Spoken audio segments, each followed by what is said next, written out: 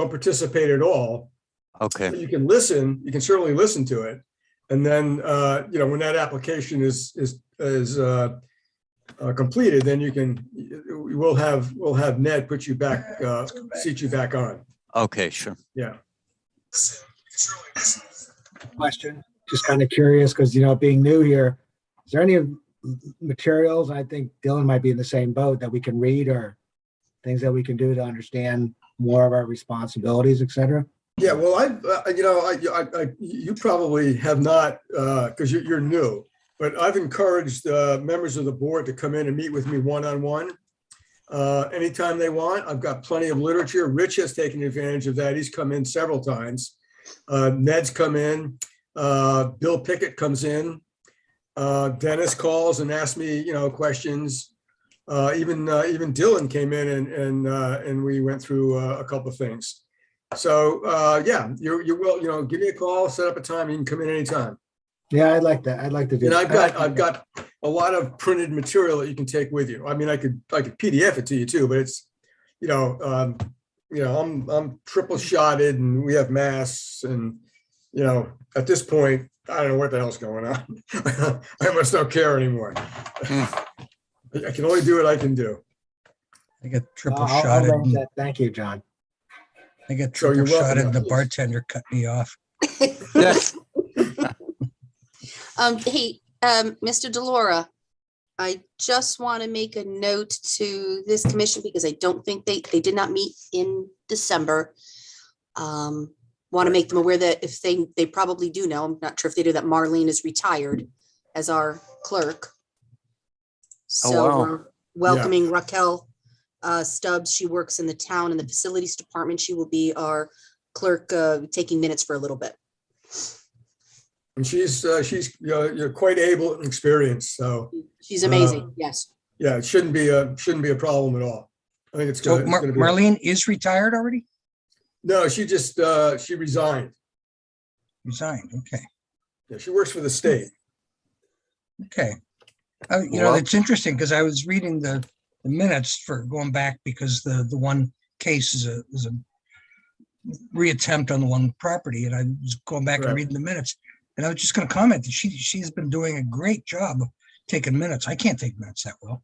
And they're really good. Actually, I read them too. Well, yeah, I mean, we in a way we're lucky because she does the minutes as if they were a transcript, which is not really necessary. I mean, it's Right, not nearly right. what's the requirement is much more abbreviated than Marlene did. So we were fortunate to have her do that and as quickly as she did it. Yeah, the But- requirement's really to record decisions and things like that. But Exactly. she has all the discussions and everything. I was going to say She has that's the detail. I think if we just pretty if we impressive, get if we continue to get the gist of the application, and the temper of it, I think we're going to be fine. And I've complete confidence in Miss Scrubs to be able to accomplish that. She's quite capable. welcome, Raquel.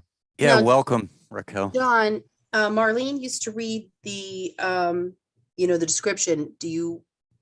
Who do you want to do that now? I'm at a disadvantage tonight, guys. I have no paper. I left all my paper at the office. I had to work late. I had a meeting at 6 that got over about, I'm sorry, I had a meeting at 5. I had to drive home for the meeting because it's Zoom. It was over at 6:30. I had 2 chicken wings and here I am. And I have no paper, no agenda. I've got nothing. So I can't even read the agenda because I don't have it. If Maria has it, or if Ned or Rich or Dennis. I don't have Yeah. Ned on yet, do I? I was just going to ask, what do we got for chairman? Everybody said they're going to be here. I think I see Ned in the attendees list. Just promoted him to panelist. Yes. Okay, good. And All right. Give him a promotion. That's nice. I love having power. Yeah, Maria, you've got all the power. Takes a minute to take, but let's see here. He should be showing up. Steve, were you at our November meeting? I didn't say much. Okay. I couldn't recall. I remember Dylan having been there. So, but welcome to you two guys too, in case I didn't say that. So I do have a Ned, question before you let everybody in. I'm just this is just more, when somebody files for an exception, is it supposed to be a hardship or is it supposed to be just because they want to get a variance from one of the zoning rules? That's supposed to be a hardship. Okay. They're basically asking the board to break the law. The law is the regulations, and they need a legitimate legal hardship to do that. Quite frankly, variances should be granted sparingly. They're not in most municipalities, but they should, because there's some. You guys have some discretion, but not a lot.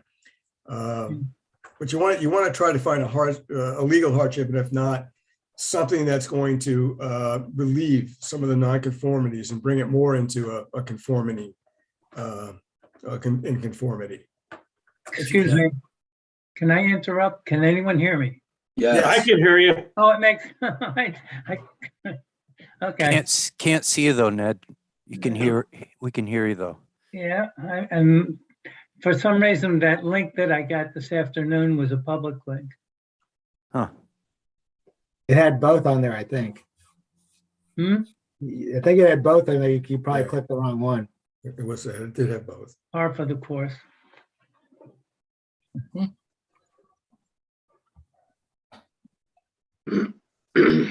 think we have everyone. Happy New Year, everybody. Thank Happy you. New Year to you. likewise.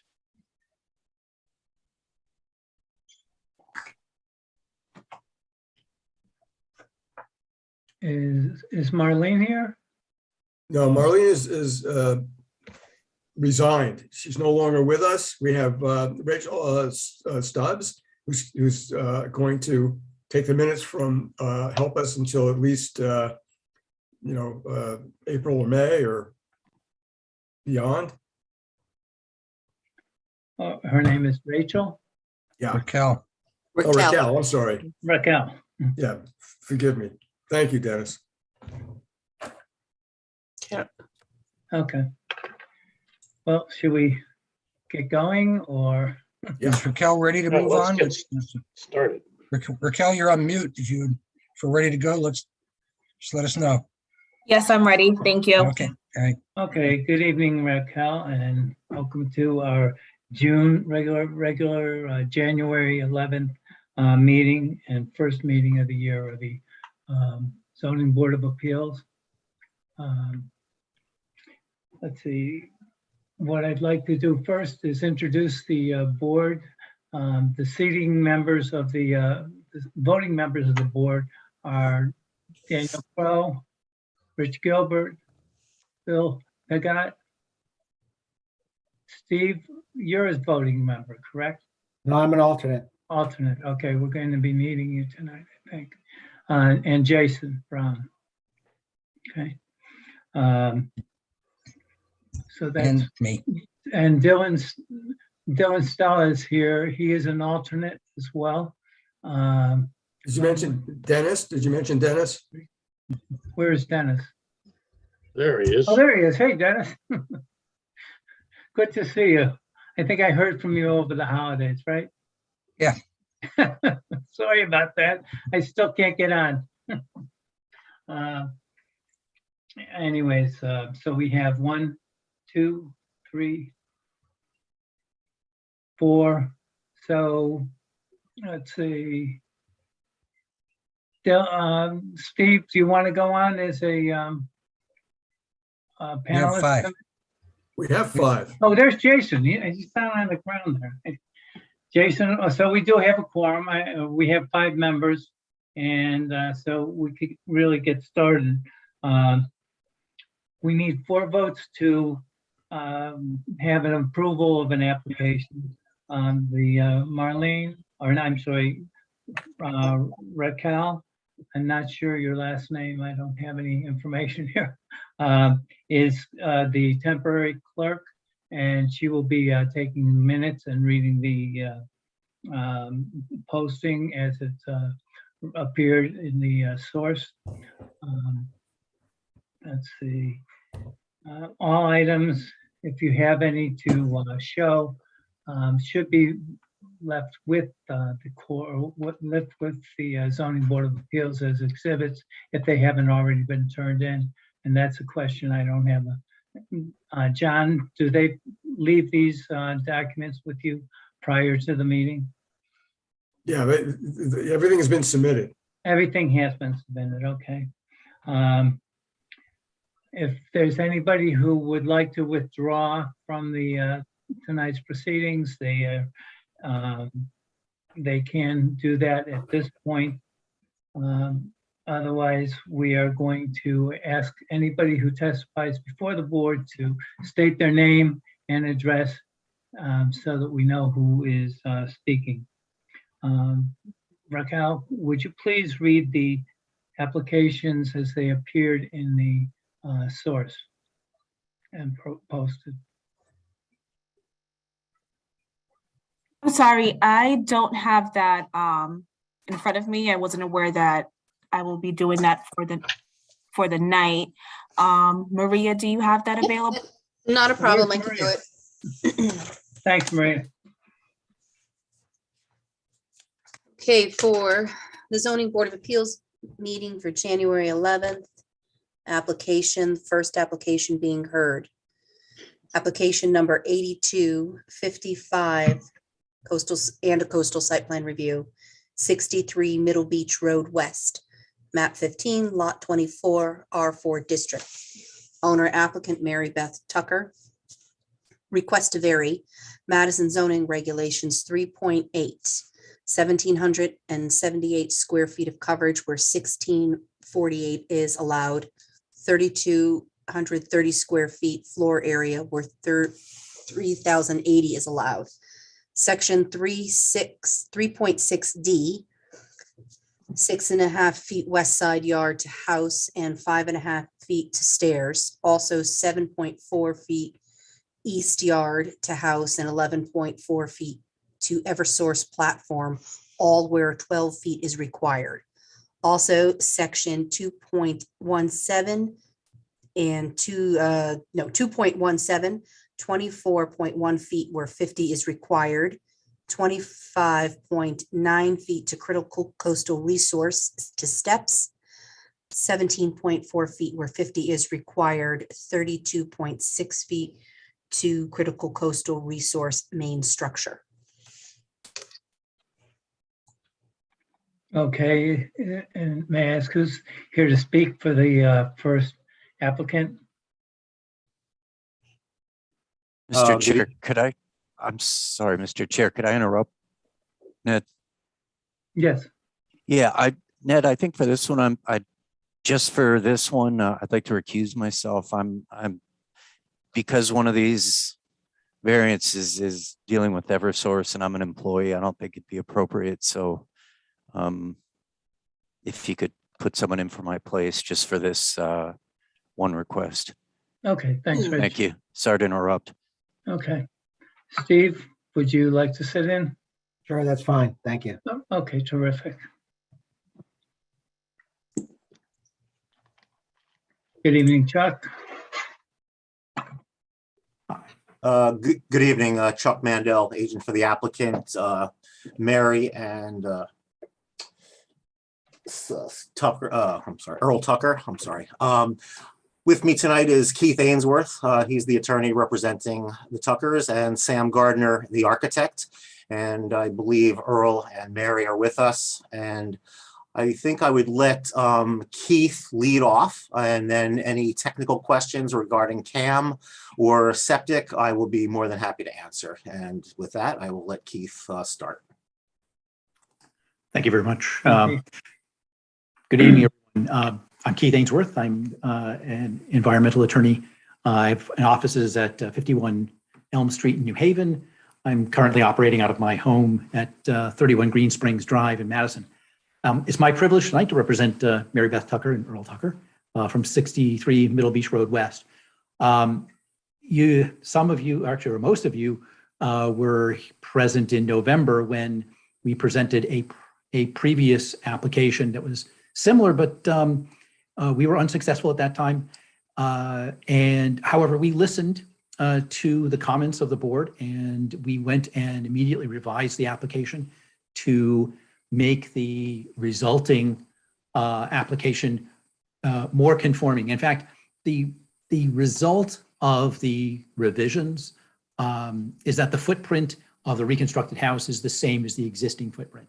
And the coverage on the lot is the same as the existing. Now, you'll notice that it exceeds the allowable in the zone. That's because the house was a pre-existing non-conforming use.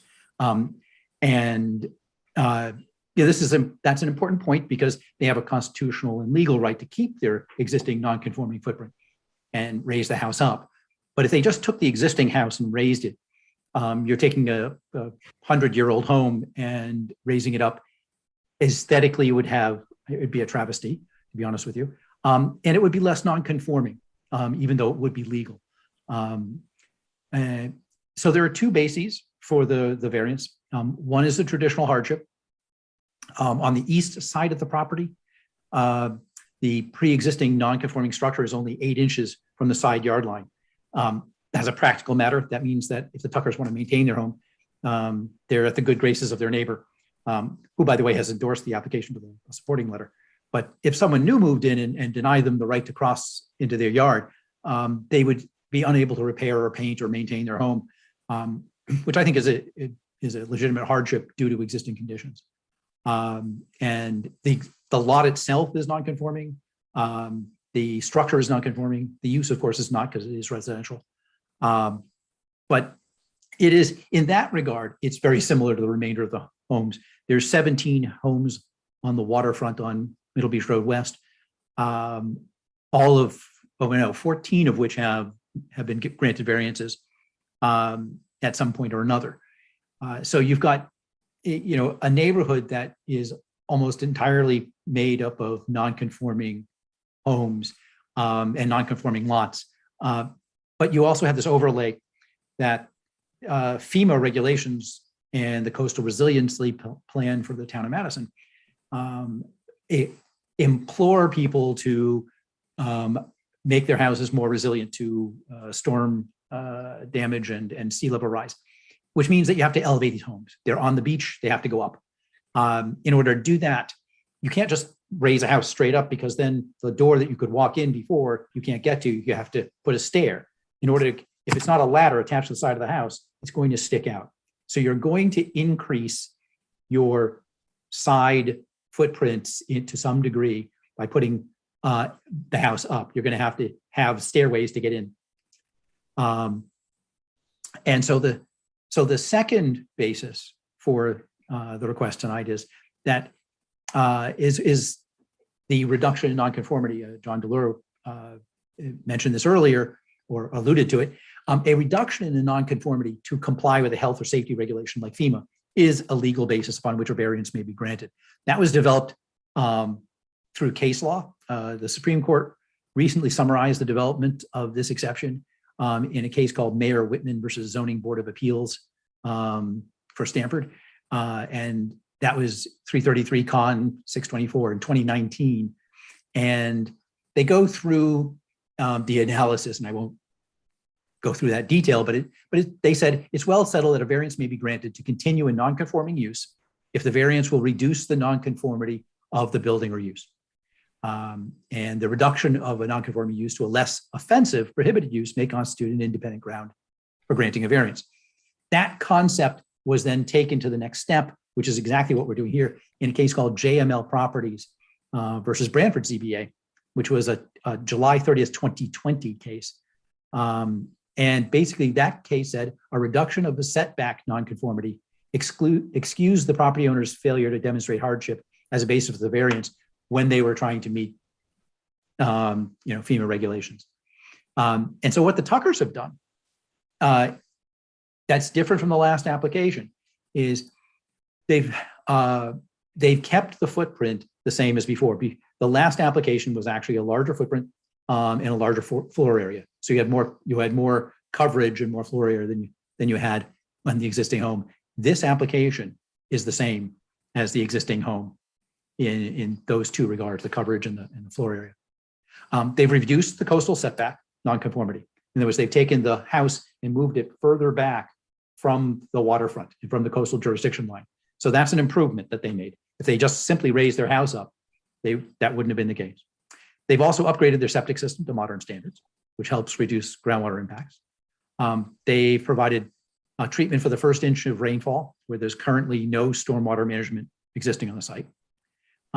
Interesting for a guy who runs a pavement company, he removed he's proposing to remove the asphalt driveway and replace it with a permeable surface, which is also an improvement to environmental quality because it infiltrates stormwater. None of those were required, but those are things that he's doing. There's a reduction, by the way, of impervious cover of 17%, approximately, might be 16.8%, but just about 17% of reduction of impervious cover. So you've got more infiltration of stormwater. The major benefit here is that the house will meet FEMA regulations, which is consistent with the Town of Madison Coastal Resiliency Plan. So from a CAM Act application perspective, it meets the goals of the CAM Act. And in fact, you'll see in your file a DEP letter, which is an update from the one they filed in November. The one that was even more extensive, DEP supported, because they said we don't normally support variances, especially on the coastal within the coastal jurisdiction area. But they said because there were so many other improvements, they felt that it was consistent with the CAM Act. And currently, they said because the only major change is that the applicant reduced it to its original floor area. They said it's still consistent with CAM Act. And I would have expected that because we didn't do anything more. We're asking for less. So you have in your file, I don't know if you've seen them, some of them were coming in just today, but we have letters of support. And last time I just alluded to them, but I think this time I'm going to actually point them all out. It's significant that the most affected people, in other words, all the adjacent property owners, submitted letters of support. The Tuckers reached out to their neighbors and asked them for their support for the application. And you have in your file the owners of 9 properties on Middle Beach Road West supporting the application. That includes 33, 61, 63, of course, is the subject property, 64, 65, 68, 69, and 87 and 89 Middle Beach Road West. Actually, I think 89 was is West Wharf. And then you have Scott Dukes from 89 West Wharf Road, who wrote, "I wanted to reach out to you in support of this project. Being a summer resident, I only learned about the project a couple of days ago. I know the meeting's later this evening, but I wanted to send a quick email in support of the project. As you know, I'm an owner at 91 West Wharf Road." By the way, 91 West Wharf Road is just a few houses down. Middle Beach Road West turns into West Wharf Road. And much like the new house currently being finished, I'm sure this project will be a nice addition to the neighborhood. Please let me know if I can do anything else to support the project. And the gentleman, 63 Middle Beach Road, Dr. Murphy, he's a dentist, said, "I've been a seasonal resident on that strip of beach for nearly 30 years. I've witnessed 2 horrific storms, neither of which were characterized as a hurricane. Their 1-2 punch forced the decision to raise my own home to preserve its integrity. I fully understand why the Tuckers would want to rebuild to have a home better protected from the unpredictability of climate change. My wife and I have no objection to their revised project and hope you'll feel the same."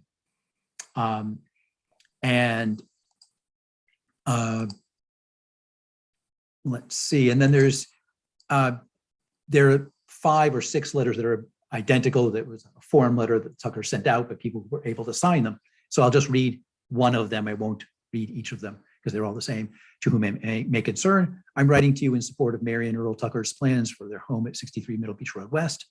I live at 32 Middle Beach Road West, and I think this will be a great addition to the neighborhood. I have no reservations whatsoever to have them proceed with their construction plans."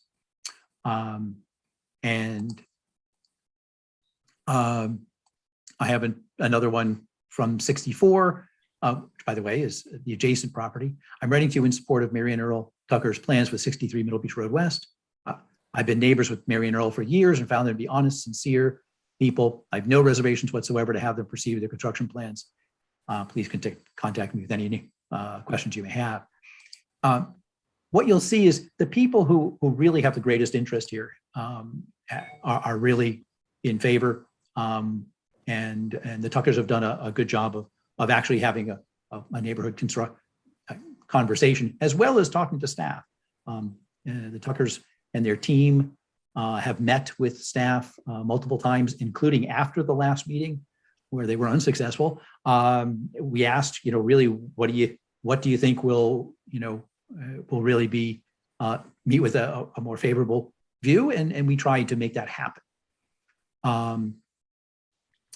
So if you look at the DEP letter, they mention in their letter that at least in November, they mentioned that you're proposing to reduce the existing setback nonconformity, compliant with FEMA elevation, that currently there are no mitigations for in treatment of stormwater runoff at the current site, and that the new proposal does include installation of new stormwater system that will capture runoff from the first inch of rainfall, which again is an improvement.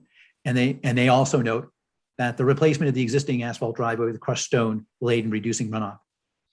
These are all things I mentioned before. And they said, well, although the Land and Water Resource Division generally discourages variances, we believe that the proposal will provide a greater distance from mean high water, which is consistent with the Coastal Area Management Act policies. And again, January 10th, they updated that to say, we find that the revised proposal is consistent with the policies and standards of the Connecticut Coastal Management Act. So you have some fairly strong statements from the folks who review this, and you have some statements from the neighbors. The basis for this is both hardship. They've now centered the property more on the lot. And if you'd like me to, if you could allow me to share my screen, I could at least point out a few things on some documents that I think might be helpful.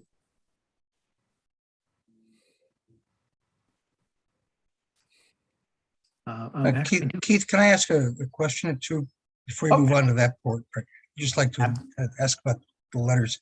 I don't know if I have a link that's to the old application and not to the new one or whatever. Maybe that's what the problem is, but the letters that I see on there are dated October 19th, roughly. Are these the ones you read? Are they more recent or updated? I mean, I get that if they didn't object to the larger one, they wouldn't object to the smaller ones. But I'm just wondering if you have other letters. Okay, so several of those letters were actually more recent in the last couple of days. That's number 61 and 33 and the West Wharf Road letters. Those came in just recently. The others were from the November application. But again, those same folks are still in support of the application. In fact, a number of them should be here tonight for the public hearing portion of the. Okay, and I just want to note that in our November meeting when you presented, there was one person who was opposed to it, and that was a woman by the name of Pfister who lived at about 4 houses away. Yeah. Was it 73 or something like that? And I noticed she wasn't included in the letters, nor did she raise any issues this time, as far as I know. So, and actually, to that point, you are very observant. She didn't write a letter in opposition last time, but she spoke in opposition last time. And Mr. Tucker, actually, to his credit, reached out to her. Very responsible person. He reached out to have a conversation. And apparently, I can let him explain, but he spoke to her and explained some things about the application. If you look at the title on the agenda, it looks like we're asking for about 300 extra square feet where only so much is allowed. But the house started out not conforming with those standards anyway. And so I think from the perspective of someone just reading the agenda, they say, wow, it looks like they're really asking for a lot. And I think that was what her perception was last time. And I don't want to speak for her, but what Mr. Tucker relayed to me was that she, when it was explained to her more in depth, that she was more at ease with it. I won't go to the point of saying that she supports it because I just don't know that that's the case. Okay. Yeah, and she hasn't reached out to us, even though Dennis, Miss Pfister is she's in the attendees currently. Okay. Okay. And like I said, I didn't want to speak for her because All right. I'll let her do that if she needs to. Then, all right, in which case we will let her get to that when we get to that point in the proceedings. So go ahead with your other presentation, sir. Yeah, thank you. And I'm trying to move along. I'm trying to move along somewhat rapidly, just out of respect for the other people who are waiting for their turn to present, as well as for the commission's time. But let me share my screen and I'll pull up. Here we go.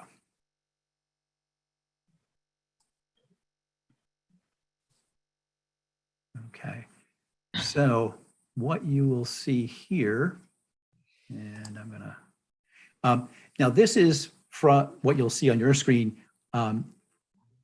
which should be just loading in now, is the CAM app application document, and you'll see the red footprint here in the middle.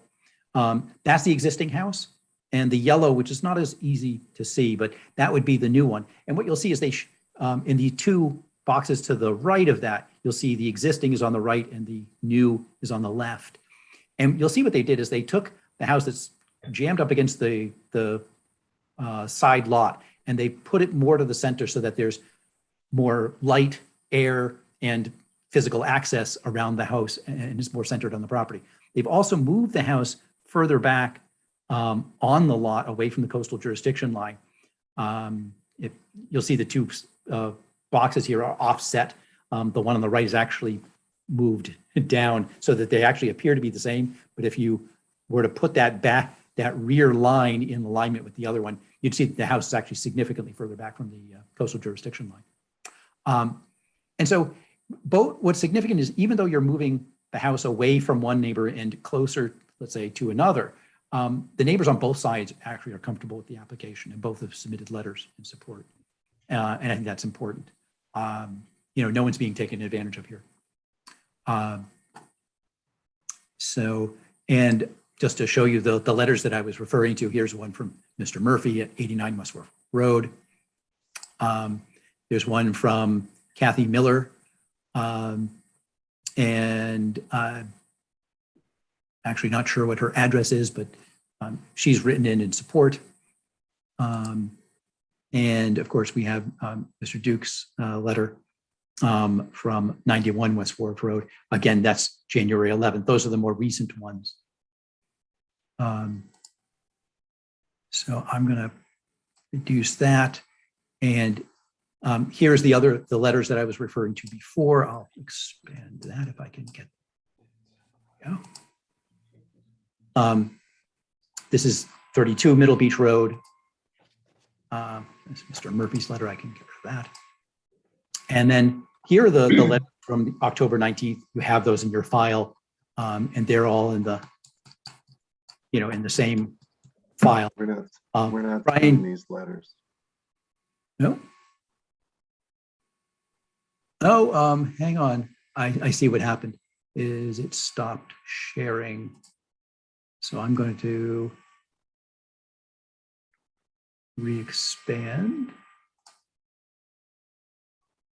Okay, so now I apologize. I got out of sync. Okay.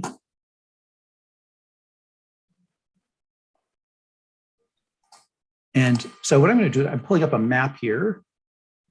And what you'll see is this is an aerial photograph, and I've labeled 68, 64. All these ones with the ovals are properties that wrote in support. And there's two that don't show up. Can't see it, Keith. We're not seeing a photograph. Not on the screen, Keith. Okay, so I'm going to have to try to get the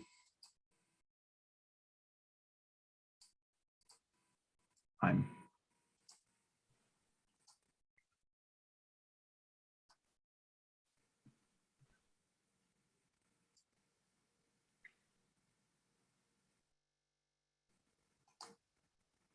hang on. Might be. There we go. You should be able to see a map now. No?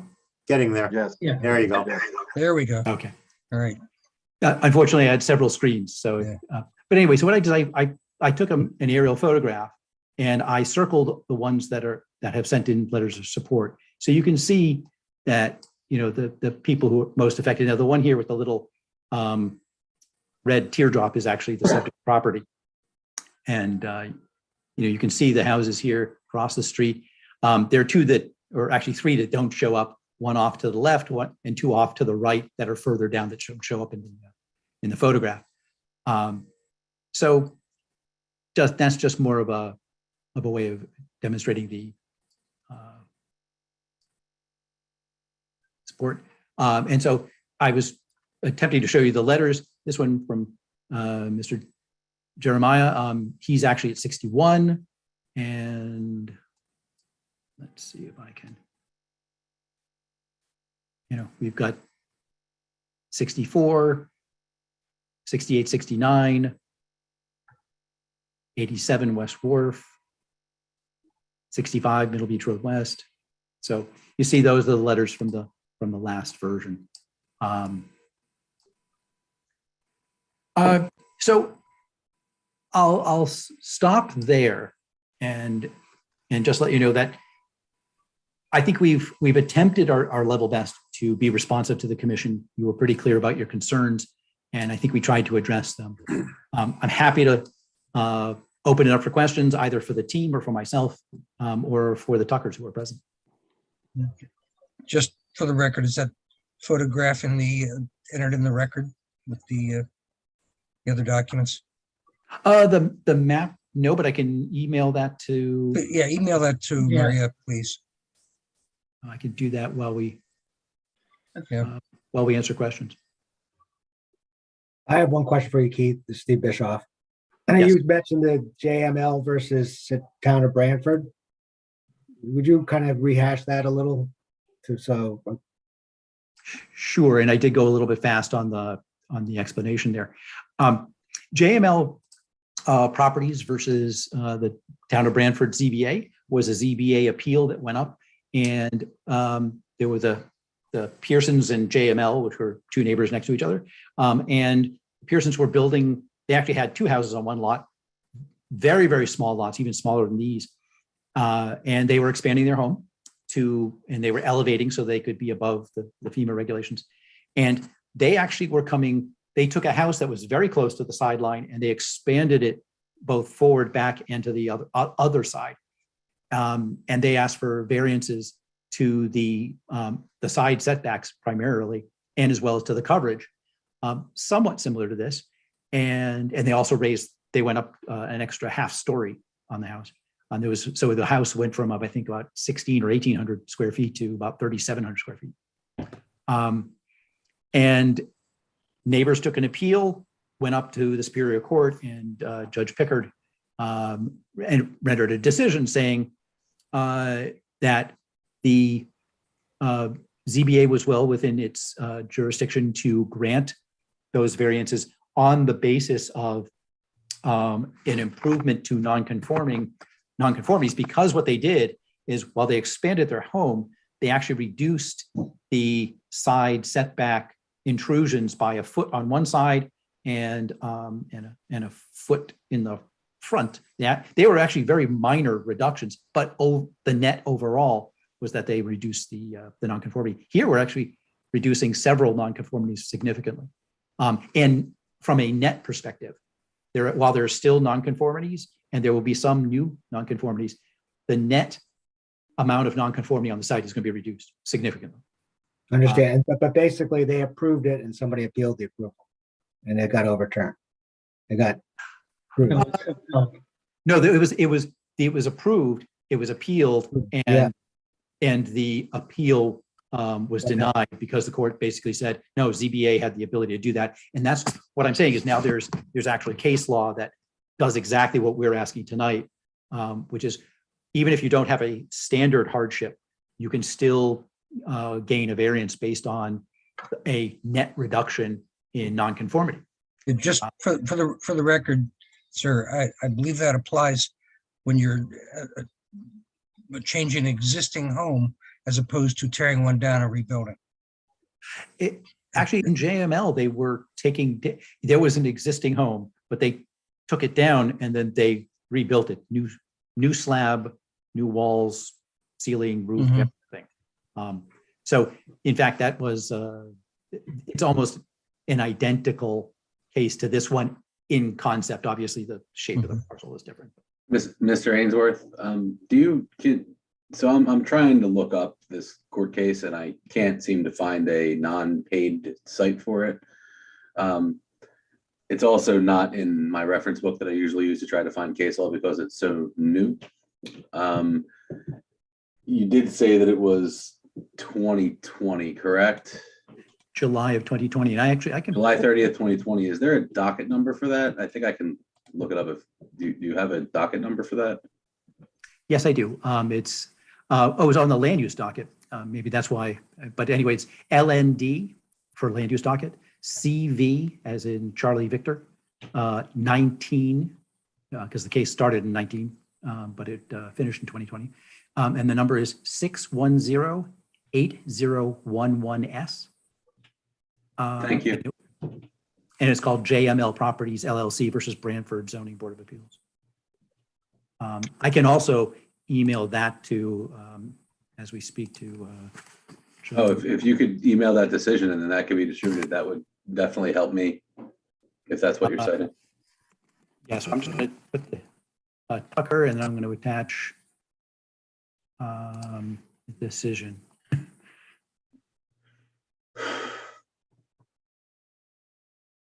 There. So I'm and sending. Then Maria, can you forward that out, please? Attorney Ainsworth, John Yes. DeLore here. You're gonna enter that as an exhibit. Is that what I'm understanding? Yes, I mean, the commissioners asked for it and it's actually something that you could take judicial notice or administrative notice of if you chose to. And I'm also going to insert my that abutter map with the circles. You'll get 2 emails out of it. Thank you. So happy to answer other questions, or we could move on to public comment. Okay. Is there anybody from the public that would like to speak for or against the application? And I'm sorry, We have 2 hands raised. I don't see anything here, so. There are 4. Oh, now there's 5. It's 5.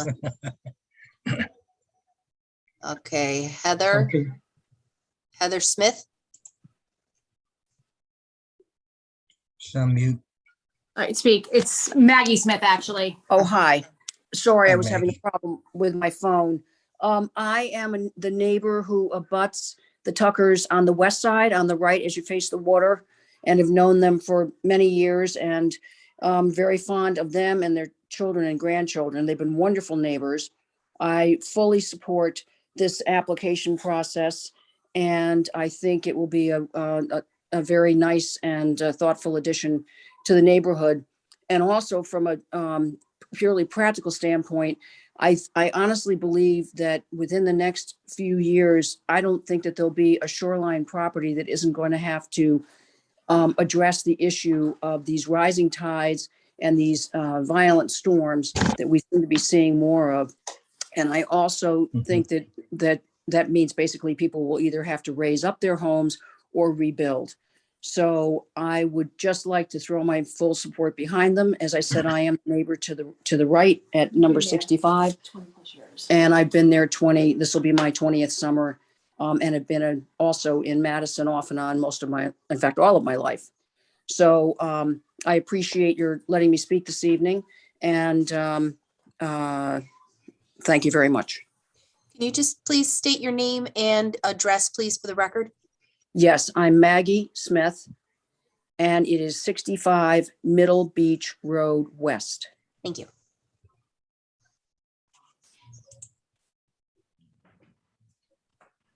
Thank you. Josh Carter, please also state your name and address, please.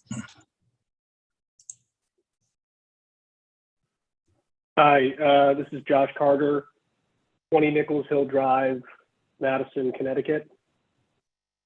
I wanted to speak in support of the project. My family actually recently moved here probably in the last year and a half, and don't live in direct proximity to the area, but spend a lot of time on the pier with my two boys, and generally just walk that public part of the beach, and just have gotten to know some of those folks over the last few months, and didn't really know much about the project, but thought an upgrade to the aesthetic versus some of the towns like Clinton and Westbrook, where some of the areas when we were looking for homes, we came across some of these almost stilt house looking situations. And, I think from an aesthetic standpoint, this is one of the crown jewel areas of Madison. I think it's actually the backdrop on the town website. So any updates and improvements would be warranted. So just wanted to speak in favor of it.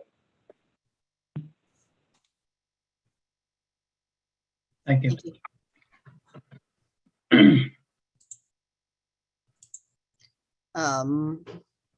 Mike.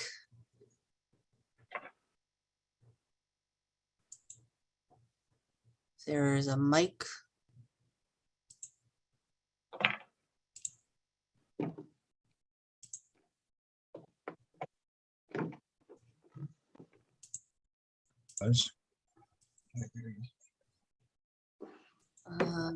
No, mic not popping on.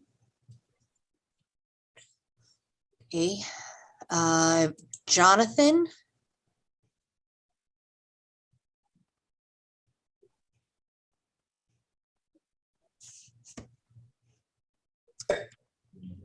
Jonathan. How about now? Is that better? There you go. Okay. I'm talking to myself here. John Gavin, 67, 68, and 69 Middle Beach Road West. I've been down here for about 10 years. I've good friends, know the Tuckers very well, along with all of our neighbors. And I'm fully in support of this motion. And I hesitated calling in tonight because I was just the guy that you guys approved last year. But my fear is, I agree with Maggie Smith, what she just said, that the tides are rising and something's going to happen. And if these houses aren't hardened up and lifted and made FEMA compliant, how these homes have lasted this long is very surprising to me. And if it gets torn down, and I know that they're asking for a little more footprint, a little more square footage, but the truth is they're getting less livable square footage than what they have now. And this board already approved lifting this house as it is, which will look ridiculous. And they could be totally compliant, make this thing look like a square box, which will look like terrible, and go totally against the neighborhood, hurt values, just hurt the decorum of the whole neighborhood.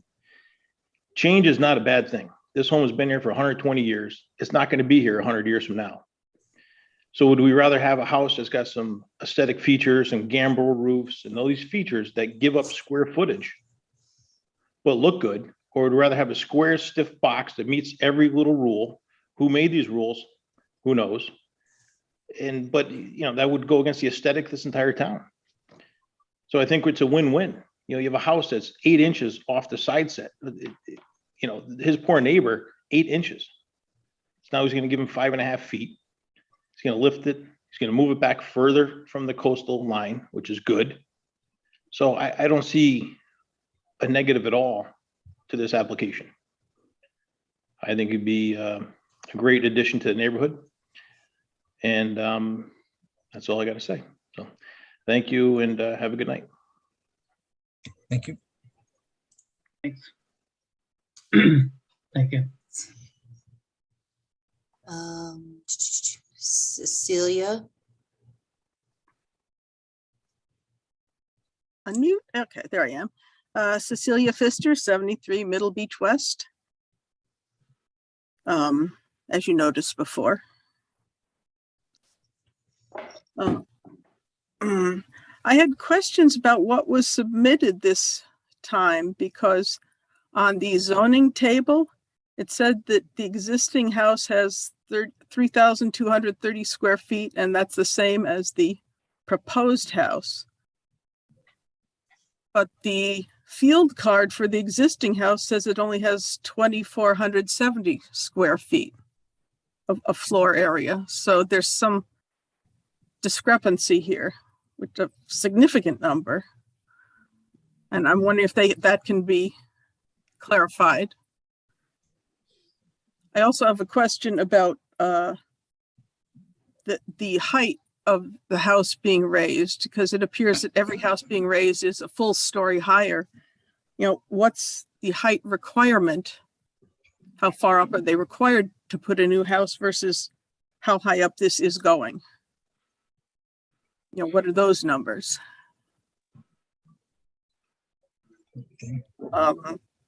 And as before, I just want to comment about overbuilding houses along the beach there.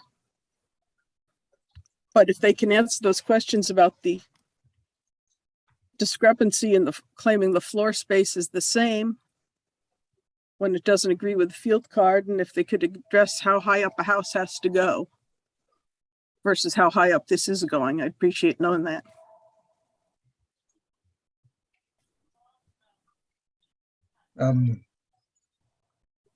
John, did you take part in reviewing these applications for consistency with Well, existing? I think I can answer the question at least. I haven't looked at the field card and I haven't made that comparison. And again, I'm at a disadvantage because all my paperwork is in the office. But I can tell you that the field card speaks to living area, not coverage or floor area. So, you know, I start when I do, you know, comparisons, I'll start with the field card. It gives me sort of an idea of, you know, what I'm looking at, but it's not necessarily going to define the area as we do in the zoning regulations under coverage and floor area. So many times there is a discrepancy between the two. I don't know how much of a discrepancy there would be between these two because I haven't analyzed it. But the broad answer is that there are discrepancies between the field card and calculations that we do with something like Mr. Gardner's, you know, plans, which would be much more accurate than the field card. And again, you know, their living area is different than the zoning regulations for coverage and floor area. So that may be the difference. Okay, and I will point out that on the application, the average building height was listed. The requirement, the limit is 30 feet, and the proposed is 29.99. So, you know, I'm not sure you're going to get quite that precise, but it's compliant right there. And the total building height, the maximum allowed is 37.5, and the proposed is 34.94. So they're compliant there. I don't mean the height of the building per se. I mean, the flood level is they go from the bottom of the house, not the top, of how far it has to be raised up to be FEMA compliant. So Chuck Mandel here, I can answer that. So you're in a VE zone, and it's actually a VE 14, and that's called the base flood elevation. That's dictated by FEMA. They came up with that number. So you have a base flood elevation, and then for building code, you have a DFE, which is the design flood elevation. So that's typically the base flood +2. And what happens is the lowest horizontal structural member has to be above the design flood elevation. And that's why the finished floor, and that's how we arrived at that elevation. And Mr. Our architect, Sam Gardner, we fought very hard to shrink that house down, and the Tuckers weren't very happy about it, but we brought that into compliance. And as we said, as of right, I believe now with ZBA, we are allowed to raise the house without going before zoning. If an existing structure was above the height, we still are allowed to bring that up into conformance to meet FEMA. So that's a huge issue with a lot of the coastal construction right now. I'm just wondering if it's being raised unnecessarily high, just Can I to speak, basically to create a basement height underneath it.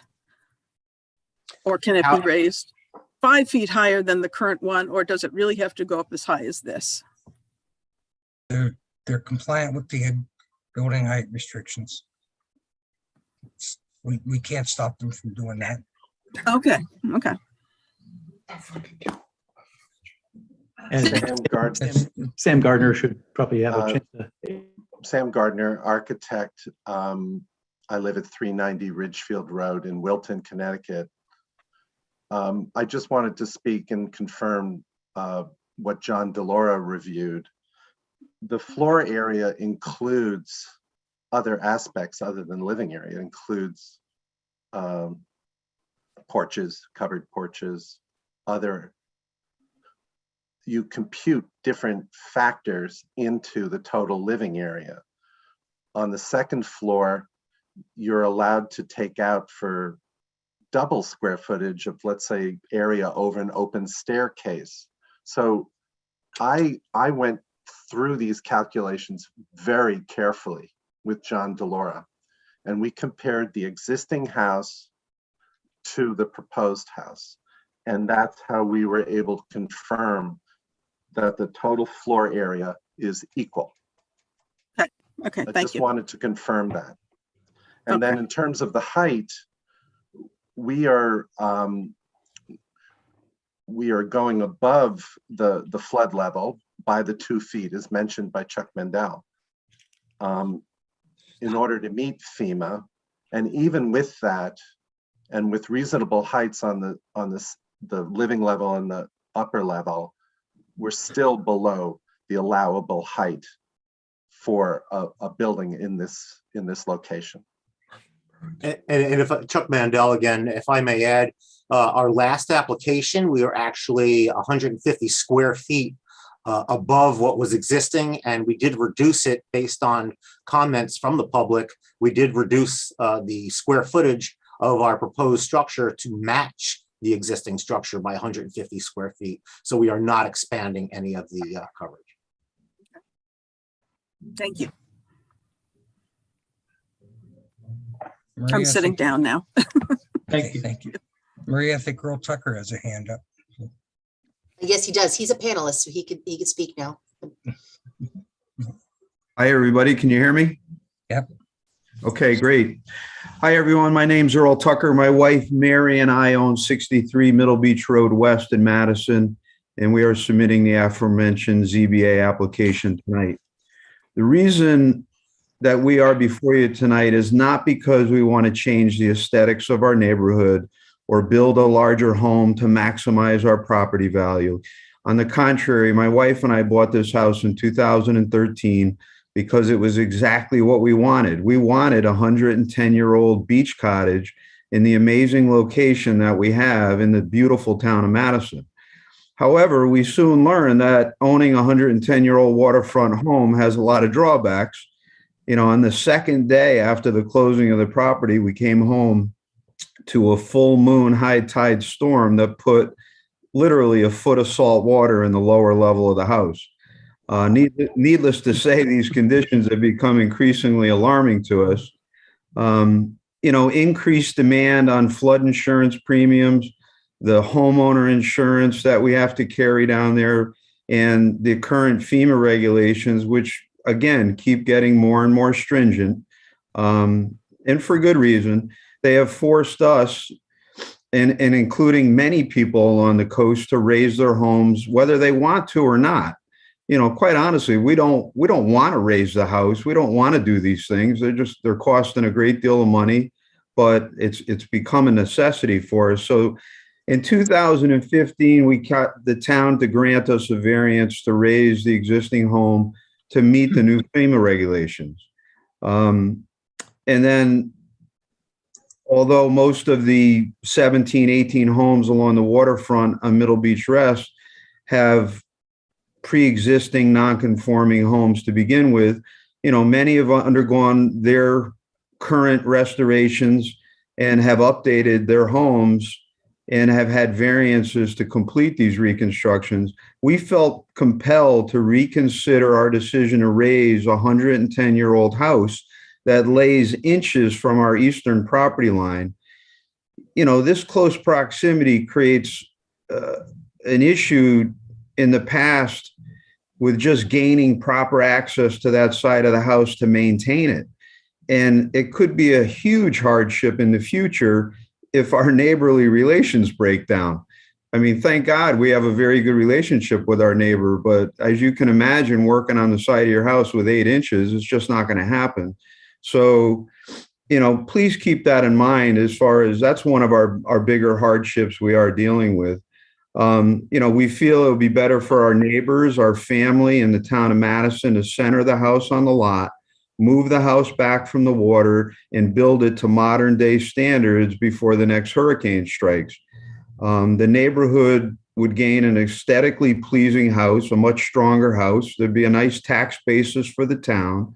And, with that said, we set out to be good neighbors and gain the support of everyone around us before we submitted this application.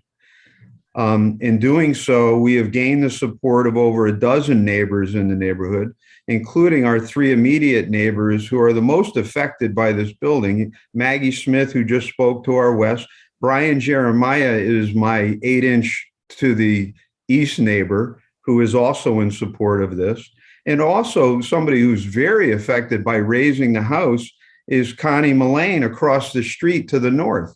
And, we are going to be impeding on his view of a gorgeous ocean simply because we have to raise the house. He has also submitted a letter in acceptance of this application.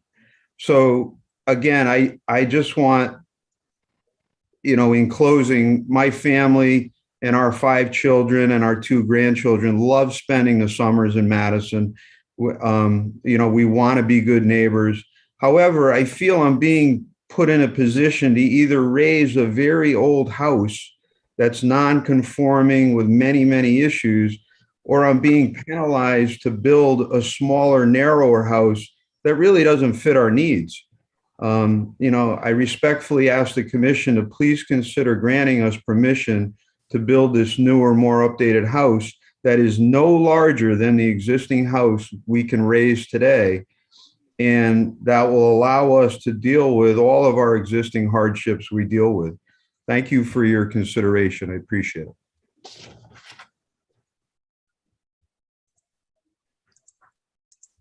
Okay.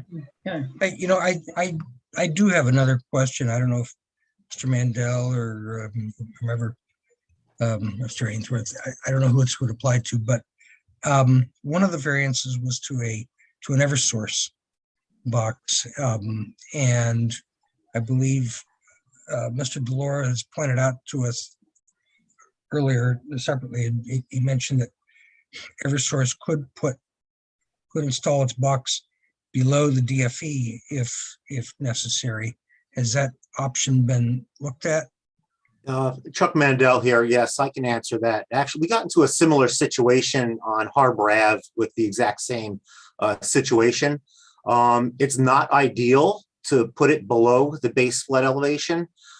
Typically, we originally, when this first all started, a couple of times we got caught with our pants down, literally, not literally, but figuratively, because of Eversource. All of a sudden, these new criteria came up, and we were totally unaware of it.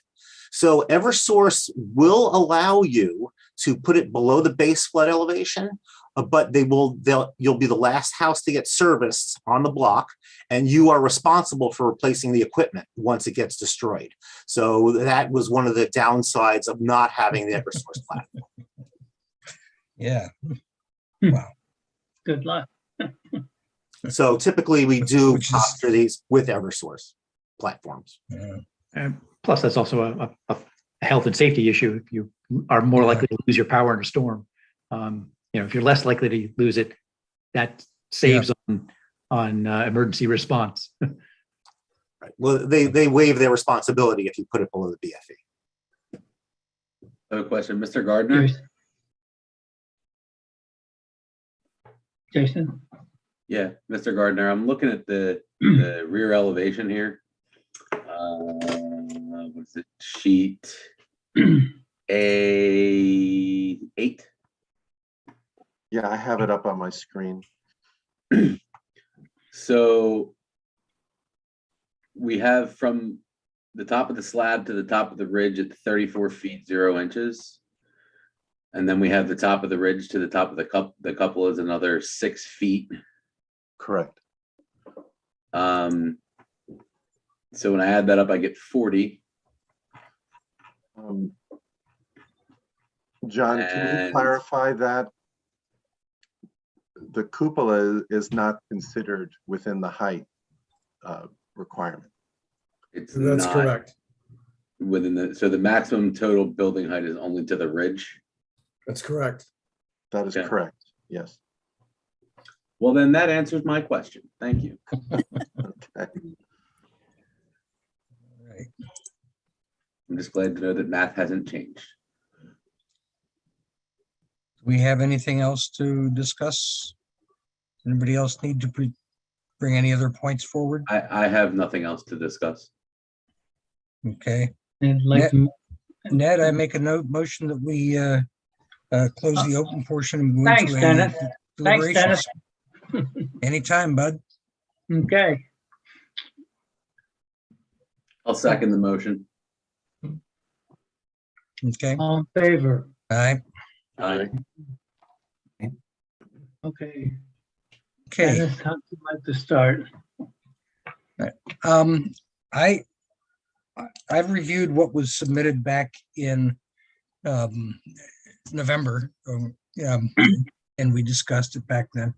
We rejected it for purposes that it was really expanding upon what the existing house was. It wasn't simply a matter of replacing one for one. And in this particular case, the footage and the square footage and everything, it seems to be the same, and the height is meeting, and they're balancing the building between the two properties. And yes, it's technically a situation of providing a variance where the grandfathered variance no longer exists because the old house is torn down. But on the other hand, this is because FEMA is requiring them to raise the house, and to their point, the hardship of raising the old house, and it just simply would not be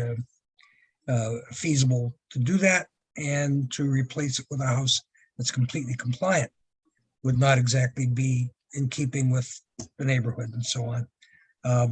I think that they have made an honest effort here to do what it keeps the neighbors happy, complies with our needs, and they've basically tried to protect their home from the waters. That's what it boils down to.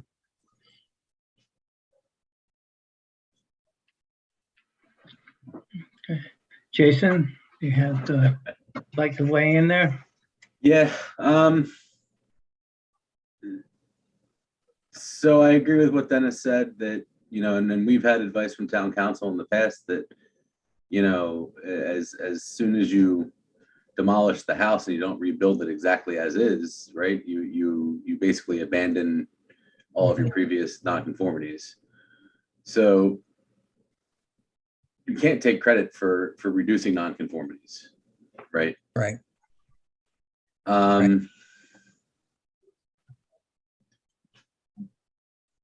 But there is the matter of the hardship, right? And I don't know that not being able to build the size house that you want is a hardship.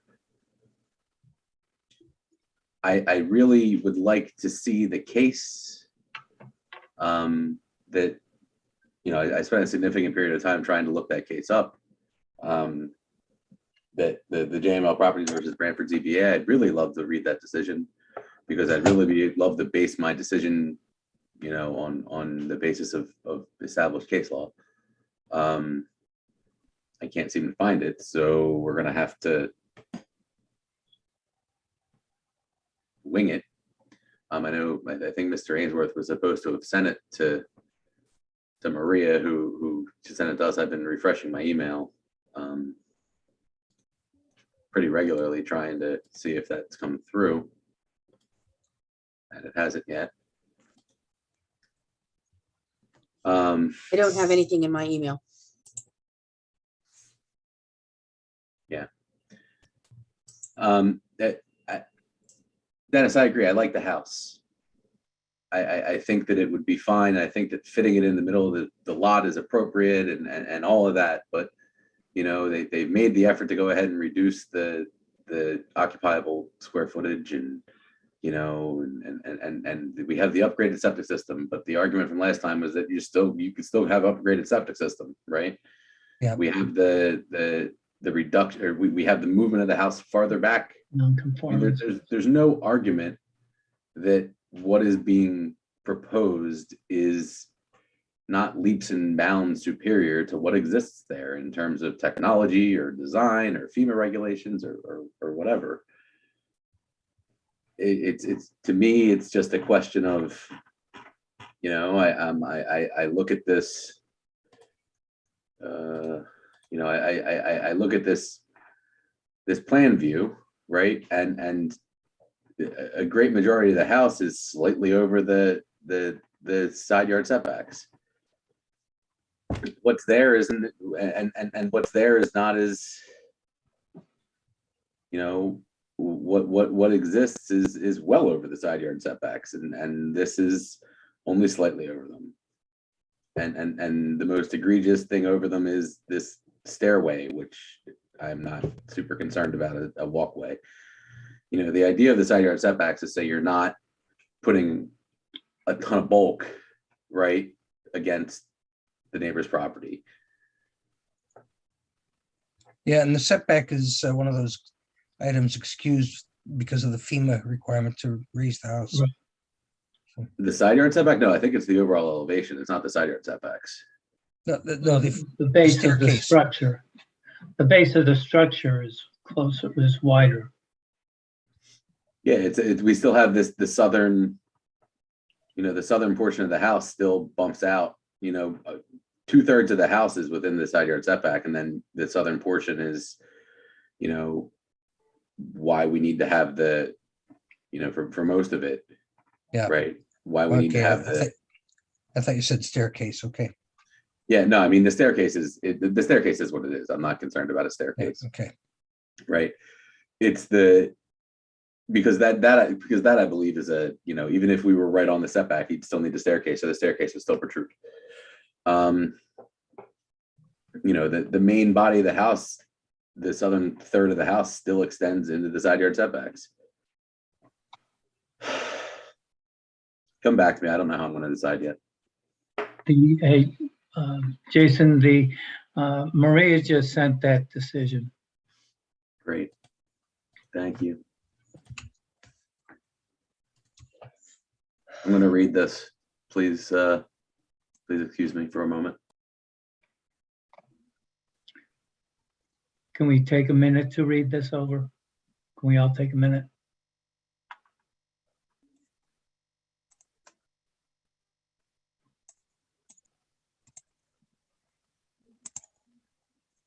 I don't have it. An email. You didn't get the email? What's your email address? Oh, you mean I have to get out of Zoom here to get into it? Just hit alternate and then hit the tab until you bounce to the right application. Yeah. Read it to me. I'm afraid I'm going to lose you. Oh, it's too long to read out loud. Okay.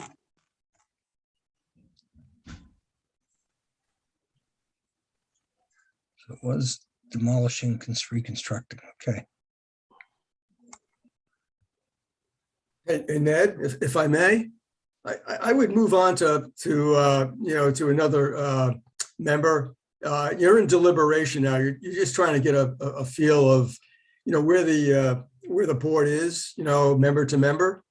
We're spending a lot of time for Jason to read it. He's not a lawyer, and he's going to read his impression of what he's going to read about this case is his impression, and it's his opinion. So I think we ought to move on. If you're concerned about Attorney Ainsworth is submittal, then ask staff to hold off for a month, and you want to have town attorney or town council review the case. But I think probably the best thing is to move forward with each member and get back to this when Jason finishes this for however long he's going to take. They're not easy to read, and it's one case.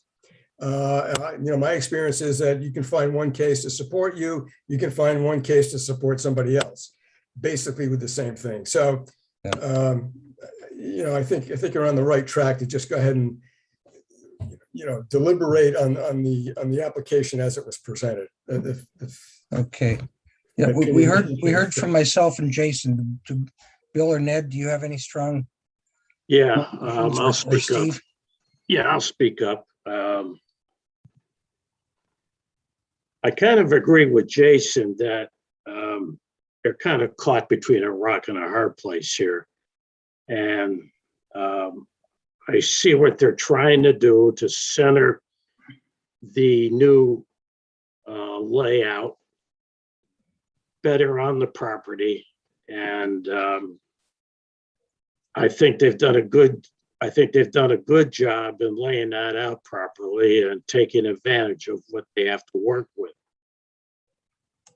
However, on the other side, the way I count them, 1, 2, 3, 4, 5, possibly 6, we still got 6 non-conformities still exist. And this is what we had in the first application. Granted, they reduced the lot coverage from 335 down to 130, but that's still a variance of nonconformity. Plus, I count on the floor area a nonconformity. East side a nonconformity, west side a nonconformity, and also on the CCR setback, even though they've improved it, you still have the variance for the deck steps. So, however, I do understand what they're trying to do, and it's a tough decision to make here. I'll chime in a little. I mean, I think personally, take a step back and look at it from 10,000 feet. The fact that they can't really raise the house, because I think that's a hardship. And then I think the fact that you can't really raise the existing structure, and even though there are slight variances, there are problems to the design and everything, it's the best solution for a homeowner that the hardship would outweigh those variances. And I personally would vote in favor of this. And I really, I really feel for the applicant, because I know they've done a really terrific job in recentering the property, reducing the nonconformities. But once the building is knocked down, I believe that they need to start over in a new footprint. And we're not supposed to be allowing them to build outside of the conformity or outside of outside of the required building constraints, you know, because they had older, the former house was of a certain size. I mean, if they could shrink the size of the house a little bit, they should be able to live comfortably. And, you know, so that's where I am right now. I haven't read this case law. I certainly don't, you know, I don't believe that Attorney Ainsworth would tell us anything but the truth, but I would like to read that. And so I don't know if there's anything we can do at this point. Can we do anything like a, do we need to make a decision at this meeting, or do we have to come? No, I think John's right. If we aren't going to have the answers we need, let's take a deferment on this and put it off till next month. It's unfortunate for the owners, but that's what we can do. So if we want, we can close this closed session and go back to the public meeting and make that decision. All in favor? Aye. Aye. Okay, let's come out of public, private discussion, and Dennis, would you like to make a motion? Oh, hold on. So I don't want to keep these folks waiting for their decision, right? I don't want to put it off to the next month. John, is it appropriate? Can we get a special ZBA meeting with town council to kind of give us their opinion on the case that or the case law that Attorney Ainsworth presented, and possibly look up some other options to give us different views in a week? Well, no, that's a special meeting. I'm not sure we can, I think quite frankly, I think the appropriate thing is you make a decision this evening based on the application and the input on that application by the experts, or you just, postpone or table the hearing until the next regular scheduled meeting and ask for town council. I don't think anybody on this board is quite, with all due respect, quite qualified to read, case law and make an interpretation or an opinion of it, and then base that opinion on a decision. So, I mean, I think you've got a lot of information. You either make a decision this evening or, table it. You've got plenty of statutory time. You've got 65 days, so you could put this off until the February, February 8th meeting, and get the information that you need, get, town council to give his opinion on what that case law actually means. That's my best advice.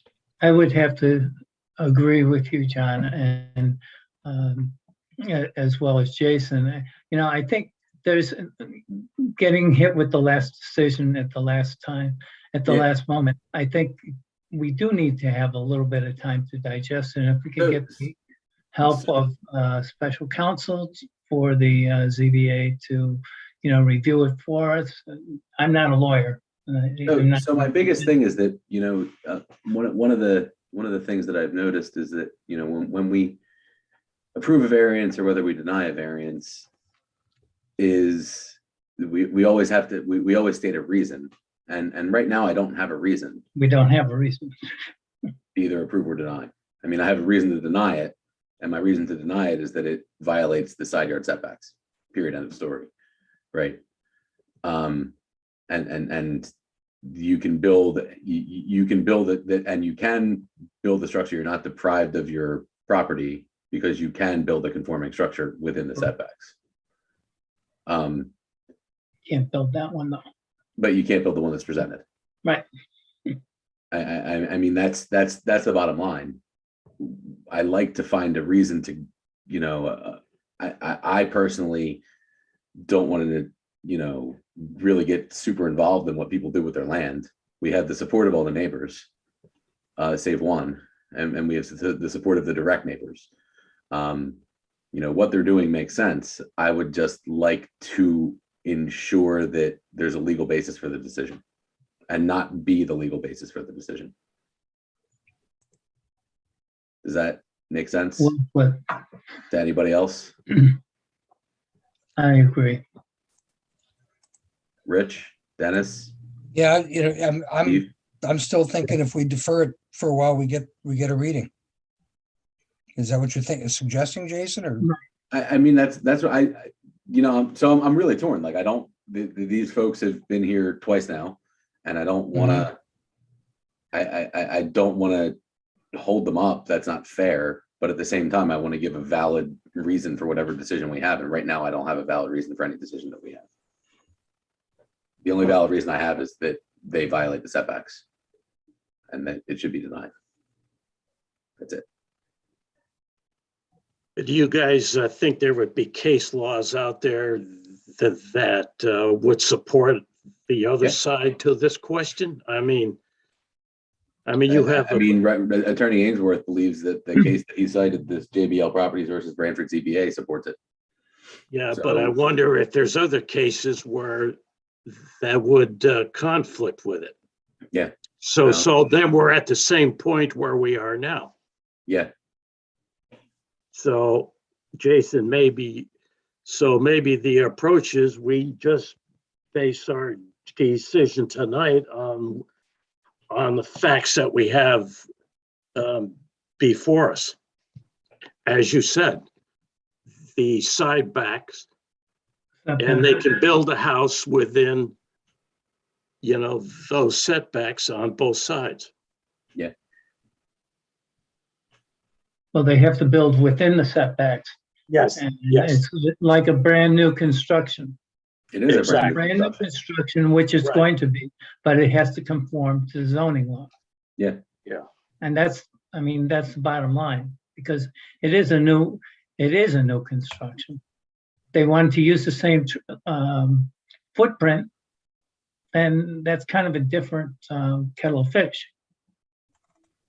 But they're being good neighbors, and they're making it more compliant with the yard, with the center, by centering it on the property, and by giving, you know, their neighbors some relief. But on the other hand, they're penalizing themselves because they will not be treated as rebuilding. It's a new piece of property that's being built, and it's got to be in conformance. So we're kind of we are between a rock and a hard place. And I would like to, as Jason mentioned, have some kind of legal recommendation as to whether or not, you know, this makes sense, whether or not we have any way to approve this. So if you'd like to table it, that would be one way, or we could take a vote now and maybe see you again next month anyways. I'll just say one more thing. I think what you're going to find if we wait, that you're going to get conflicting legal opinions. And we're going to be in the same position in a month from now than where we are today. And I was reading. Bill, I don't disagree with you. Yeah. So I don't think that's going to make a difference. And I think that it's, yeah. I think that the appeal of a ZBA decision is most of the time goes to ZBA. Yeah. Dennis, what are your thoughts? I'm willing to postpone it to talk to council. But you know, I don't feel I don't feel as strongly oriented towards denying it for the reason that this is all driven by FEMA and nature driving waters into their front window. I'm I'm with you on that, Dennis. I mean, you wouldn't even be thinking about this if it wasn't for FEMA. Yeah, that's the problem. Is that the hardship that nature happens? That nature happens. You can enjoy that water, but when it gets angry, it gets angry. All right. Actually, that is a hardship, I think. So, but yeah, but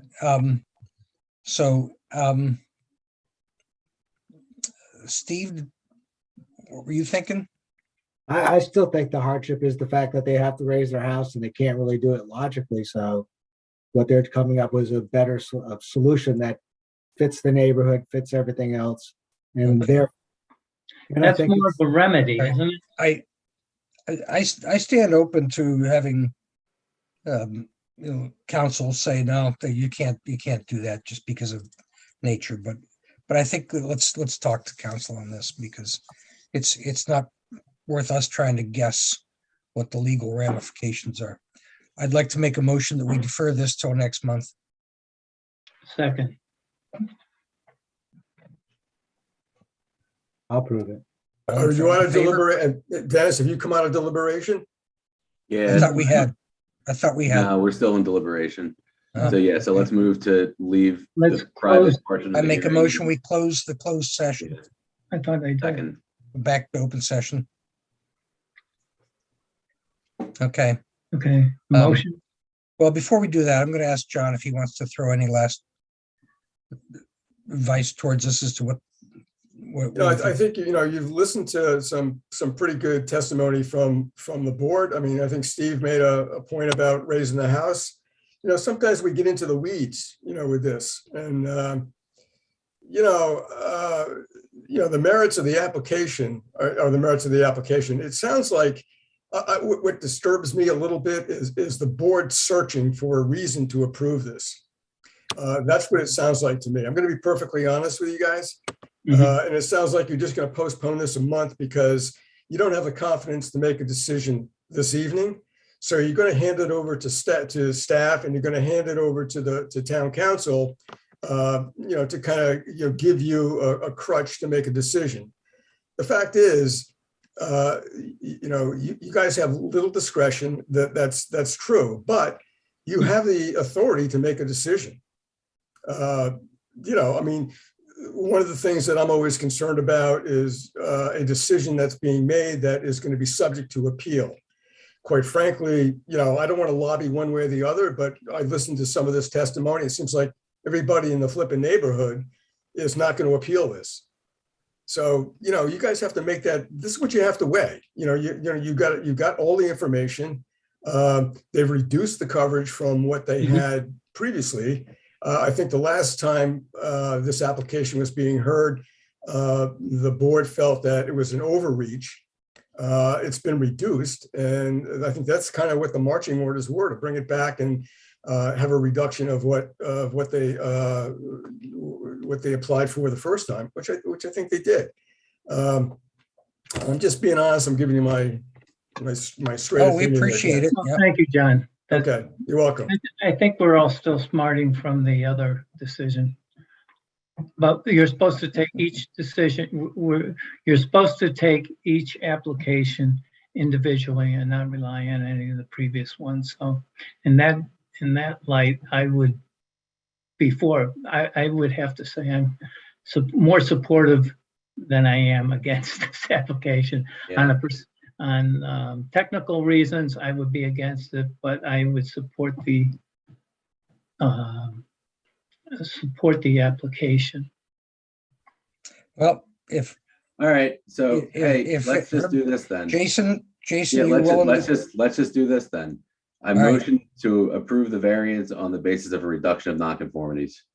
Should we read the whole what the variance is? Sure.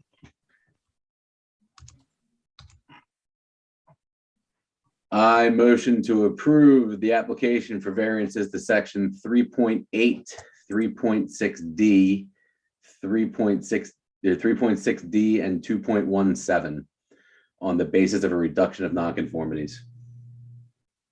Second.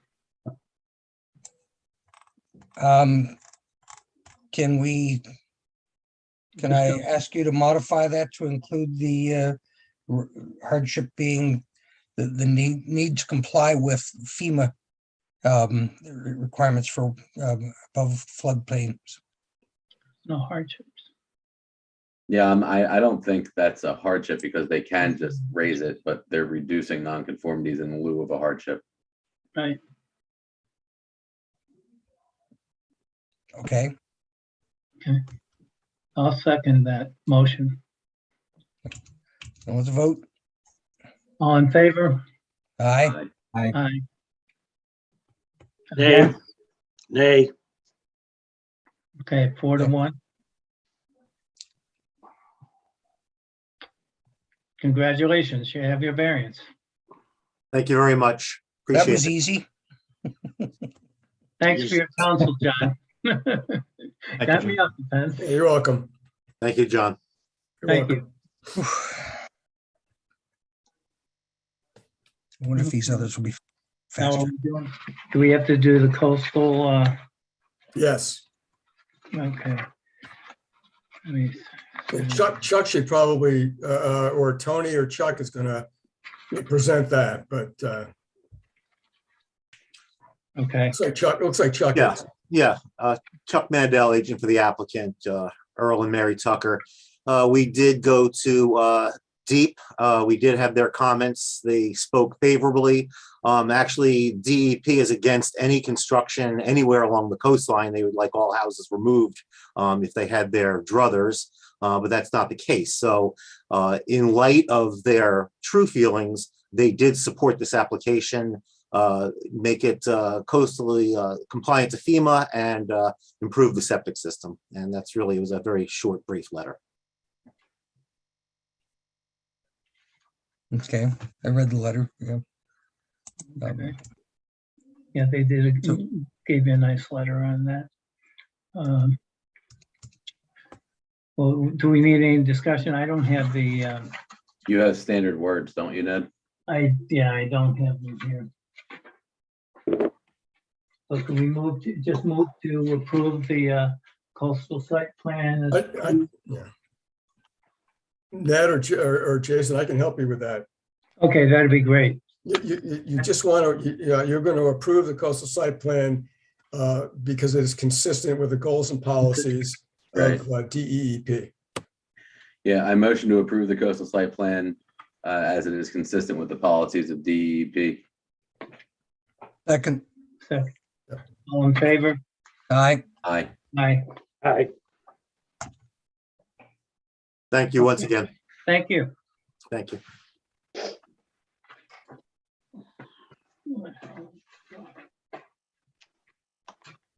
Okay, next up, Ned? Maria? Ned? Yes. John, just be sure to reseat Richard. Yeah. He recused himself the last application. Okay, great. Richard, you missed a good one. I listened to it. Wrestling with alligators. Okay. Thanks, Mike. Next application, number 8256, 168 Middle Beach Road, map 17, lot 73, R4 district. Owner applicants Gail and Paul Taylor. Request to vary Madison zoning regulations, section 2.17, 25.5 feet house to coastal resource where 50 is required. Section 25.2.1.2, 20 feet deck to critical coastal resource where 25 feet is required. Section 3.9, 33.8 feet average height where 30 is allowed. And 39.5 feet total height where 37.5 is allowed. I think we have Mr. Mandel. Do we have anybody else that's joining us? Yes, Mr. Maria. McKeon. Yeah, Chris McKeon's there also. We And will the promote him. architect Larry Hagman is there. And also the owner, I believe, is there, Paul Taylor. Let's see. I think we've got Mr. McKeon coming in.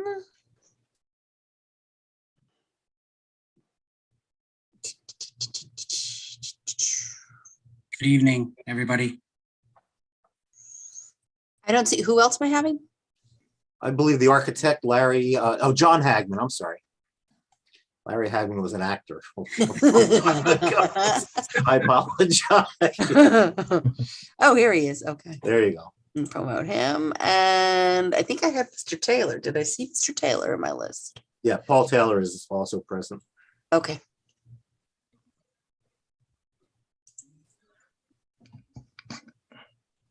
Good evening. Who's going to be presenting? Chris? I think I can start. Thank you. First of all, hello, Happy New Year to everyone. Welcome to Raquel. My name is Chris McKeon. My office is at 900 Chapel Street in New Haven, Connecticut. I live here in Madison at 31 Hotchkiss Lane, which is where I am tonight. I represent Gail and Paul Taylor on this application.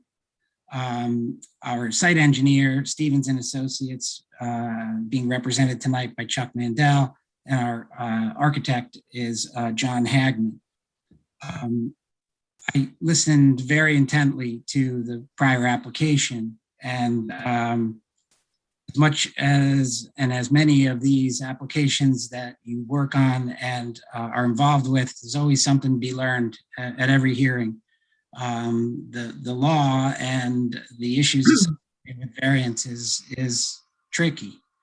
And the reason I approach them the way that I do and have submitted a letter today outlining our approach and what we believe to be the justification for the granting of the variance, not the variances that we're requesting, not the law or the argument that compels you to grant a variance, but the law in place that enables you to base a variance on it.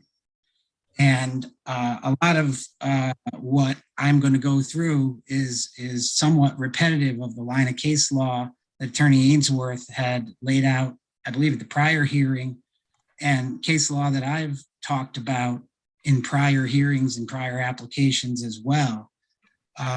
So I'd like to go through the letter that I've submitted and summarize it, and then spend some time on what I believe hangs us all up in terms of what you are able to do and able to exercise your discretion as a board to do in light of the application and the facts that are presented, not by me necessarily, but by the plans that are submitted by Chuck Mandel's office and the zoning chart, and what the proposed reconstruction would be. So, as I said, there's a lot of similarities to the prior application, but there are differences as well. So specifically, this particular site that the Taylors bought had a legally existing non-conforming home on it. And it physically, having been built in 1918, I believe, physically unable to be raised, would not be able to be raised. They have already demolished the home. And I know that there's been reference to the meeting back in March of last year. I have the minutes from that meeting when the town attorney, Peter Gelderman, came and addressed this board about the effect of a demolition of a non-conforming structure. And my understanding and my review of those meeting minutes indicate that in 2017, there was an amendment to section 8-2 of the statutes, which says that if somebody demolishes a legally existing non-conforming structure, that the demolition of it does not constitute an abandonment. It's not evidence of an abandonment of the right to continue that use. And I know that board member Brown had raised questions at that meeting. Well, if somebody builds a house elsewhere, other than the exact reconstruction of the non-conforming structure on the site, that would constitute a abandonment of the right to rebuild the identical non-conforming structure.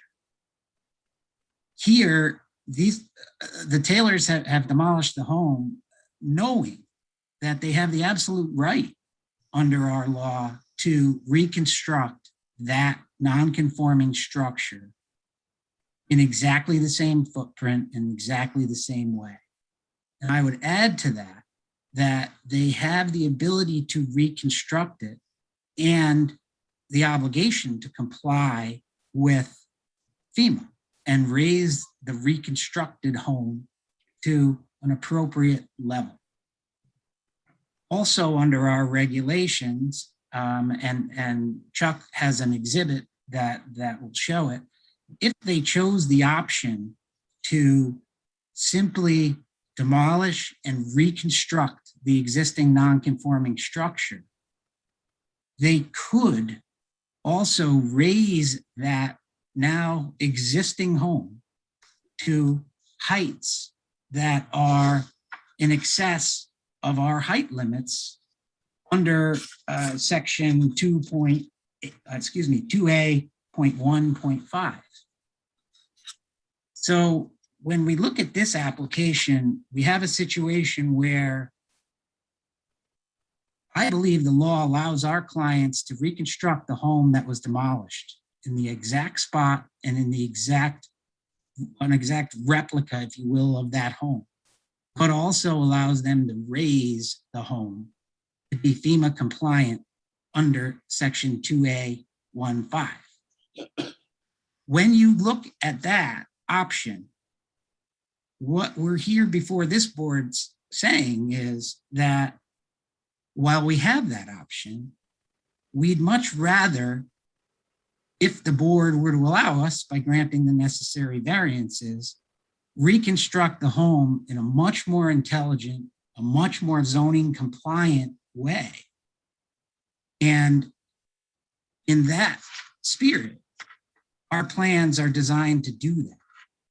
And so specifically what the zoning chart on Mr. Mandel's plans indicate are, if we're allowed to reconstruct the home in the alternative way that we're applying for, rather than just reconstruct what was there, what will occur? Why is it better? It's better as follows. One, a front setback nonconformity is going to be eliminated. The old house was 26.4 feet from the front street and 30 is required. The side yard setback nonconformity on the west was 10.6 feet from the western boundary where 12 is required. That nonconformity is eliminated. The rear setback nonconformity, 16 feet where 20 is required, will be eliminated. A nonconforming lot coverage, this lot, based on its size, can have 1,639 square feet, had 1,639 square feet of lot coverage, where only 1,456 square feet was permitted. Under the proposal in this application, we're proposing a lot coverage of 1,222 square feet, significantly less than what's permitted.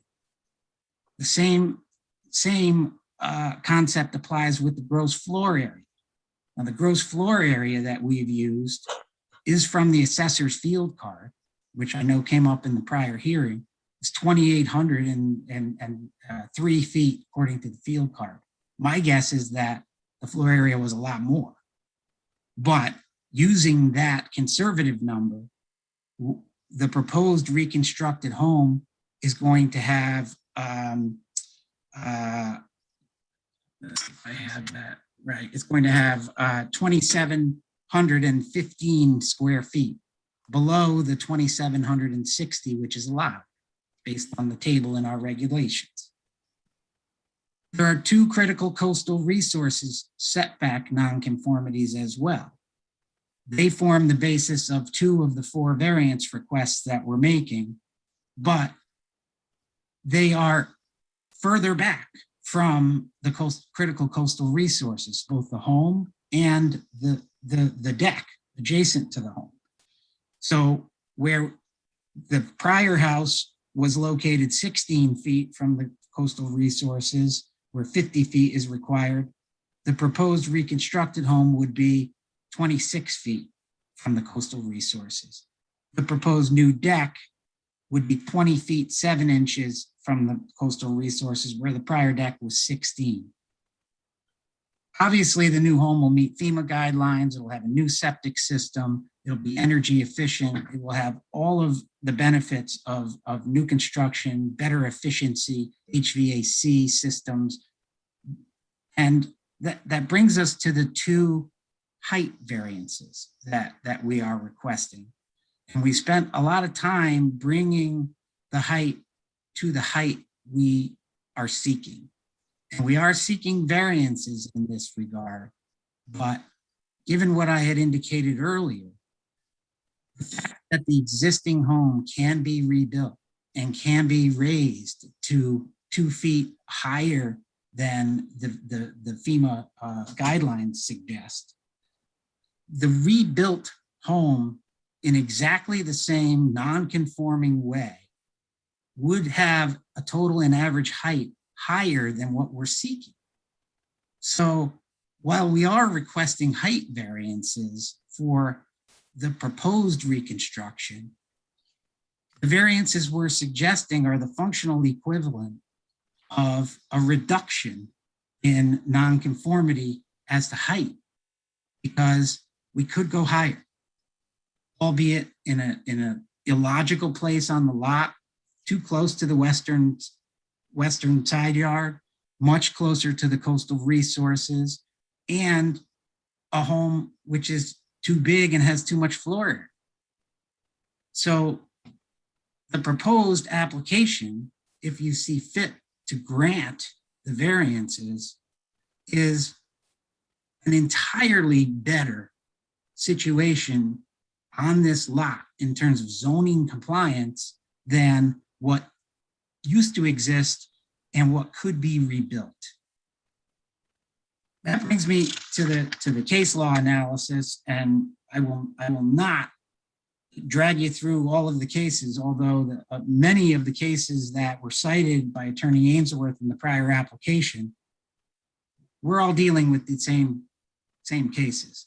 And I've stood before this board before talking about, on several occasions, a case called Fettis versus Old Line, which stood for the proposition that reducing nonconformities can be the basis for granting a variance in the absence of a hardship.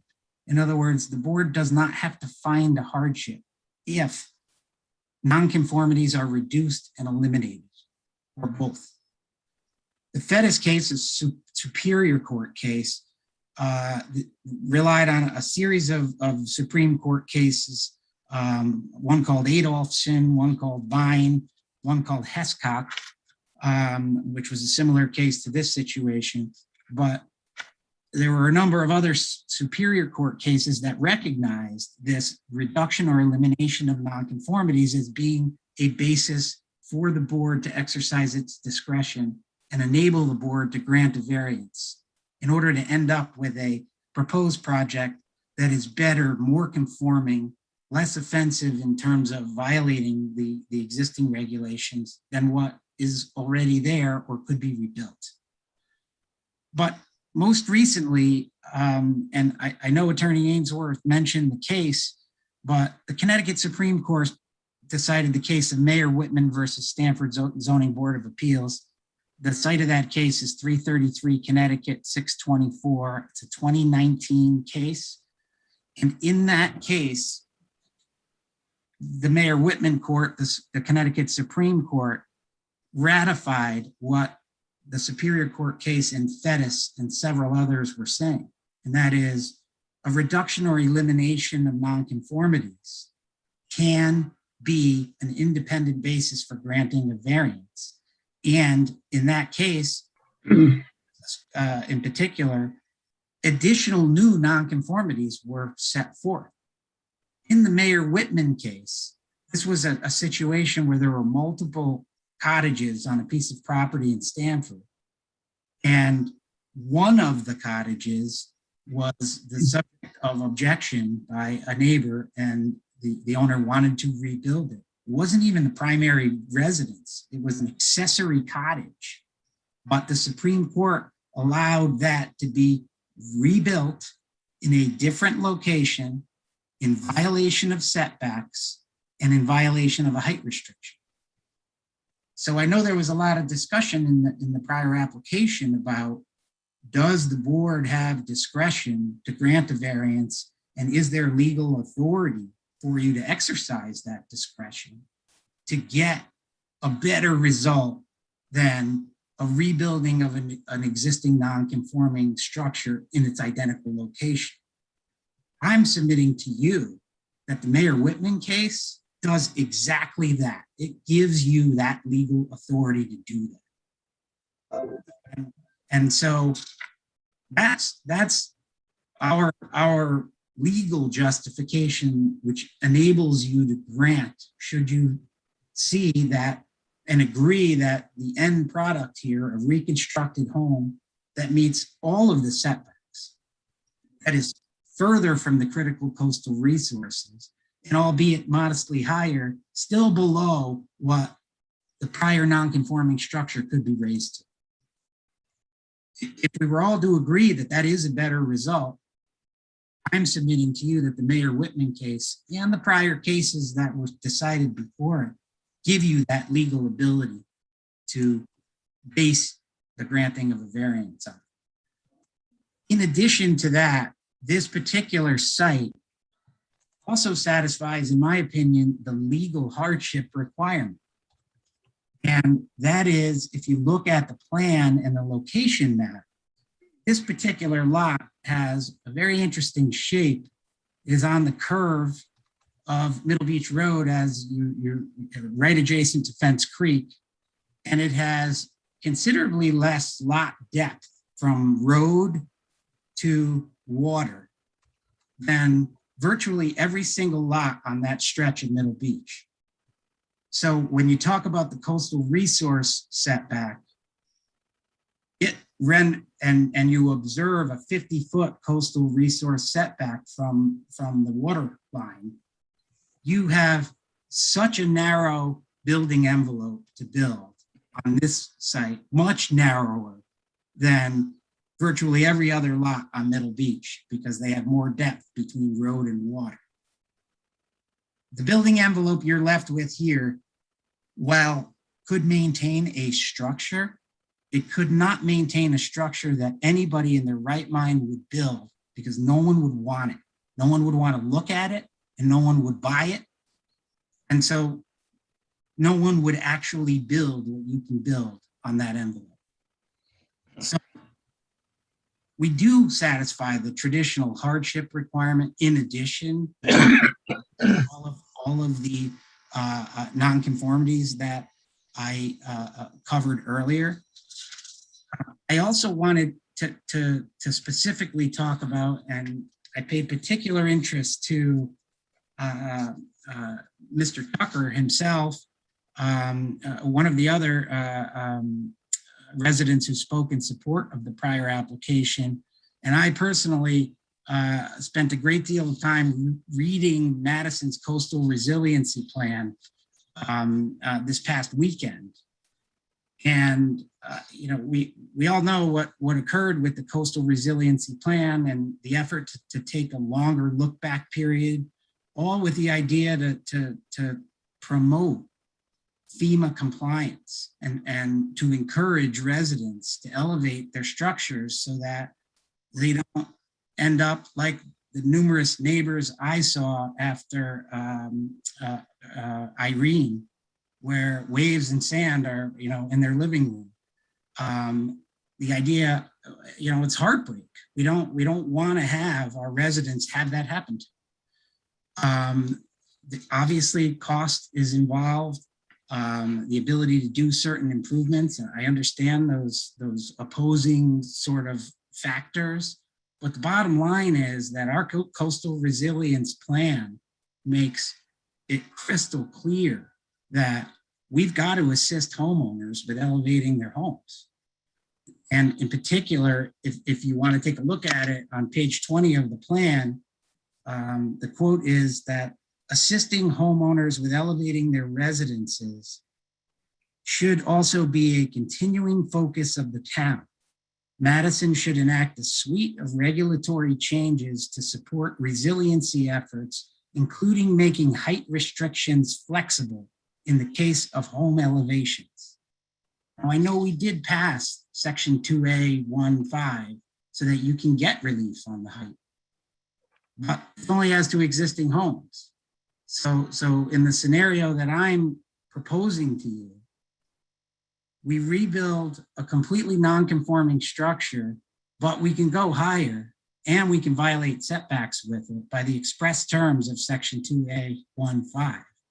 Or we propose what we've proposed. We eliminate 5 nonconformities. We make 2 nonconformities much better, those being the setbacks for critical coastal resources. Yeah, we need to go a little higher because we have an average grade here of, I believe it's 7.09. So we have to start from there to get to our FEMA level. And what we're ending up with, were the board to agree with the justifications that I've provided, is a much better zoning compliant structure on a site which is non-conforming. It clearly enables the owner to build a home which is consistent with the character of the other homes on Middle Beach. And it clearly is consistent with the comprehensive plan of the town, certainly the coastal resiliency plan. So I would encourage you to utilize the tools that I've laid out in the letter of case law, the analysis of what you're getting, variances to be granted, which is a removal of a completely non-conforming structure, which has the right to be continued. And instead you're approving, based on case law, a better alternative.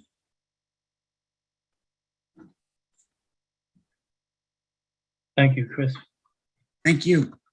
Chuck Mandel is present. I don't know if he wants to cover any more specifics.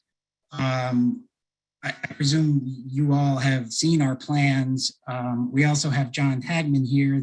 There are photos in the file of the proposed home, which again is not, I want to emphasize this isn't a situation where they knock down the home and are coming and begging this board to approve something that is bigger, covers more space, has more floor area. It's to the contrary. It covers less of the lot and it has less floor area than what was there. And I think in these circumstances, given the coastal resiliency plan and what I think probably we all would agree would be an effort to try to help our neighbors elevate homes in these areas so they're not destroyed, that we enable them to do so if we have an avenue to do it. And I'm suggesting you do. I would like, to the extent there are questions, and I know questions came up in your deliberation because the law is difficult and you all had questions about the cases, and I'd love to have that discussion with you now before you go into deliberation so that maybe I can help you understand it or answer questions based on the analysis we've laid out. Is Mr. I don't want the hearing to close and you go into deliberation and you're discussing something that I might have something instructive that could help. Could I ask Mr. Hagman or Mr. Mandel just to spend a minute or two on the share the screen and just share the site plan that has the, you know, the house footprint of the old and the new, just so we could take a look at that in the meeting? Sure. John, you gonna share your screen or? Yeah, well, they're referring, I think, to your plan, See. which shows the old and the new. My site plan doesn't show the old plan, so if you can. I think Tony Baldock's on. I think he can share the screen. You there, Tony? I'll talk about it. I'm here. I just got to get permission to share screen.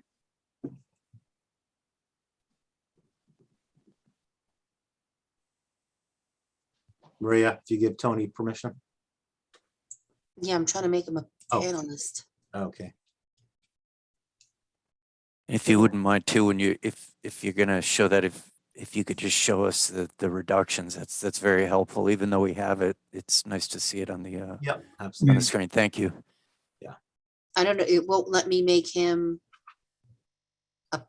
Aren't you already, you must be a panelist already, Tony, because it won't let me make you one. I have nothing but raise hand, chat, and live transcript. Let me see. Hold Yeah, on. and for me, it only says mute, remove permission to talk, chat. Can you Okay, please hold, let me see if I have it. can you see that? No. No one sees that. Okay, hold on. Hold on, Chuck. Okay.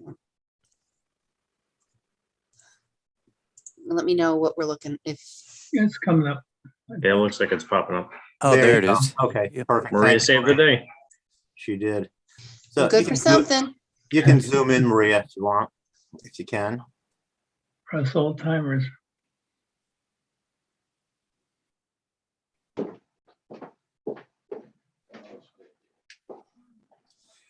So the green is actually the house that was demolished.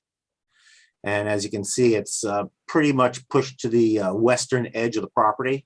And it's also pretty far south, close to the existing wall. The new house will be totally within the side yard setbacks and further away from the coastal setback.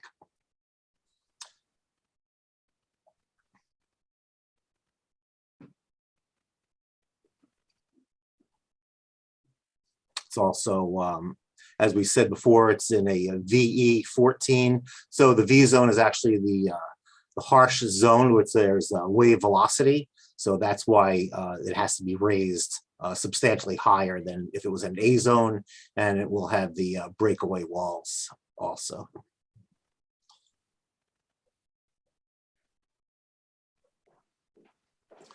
And you can see the building setback lines on there.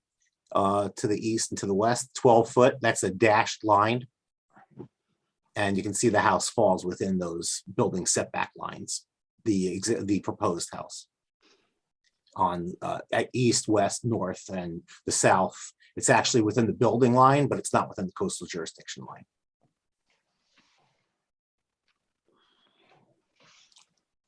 Thank you. Okay, you're welcome. Okay,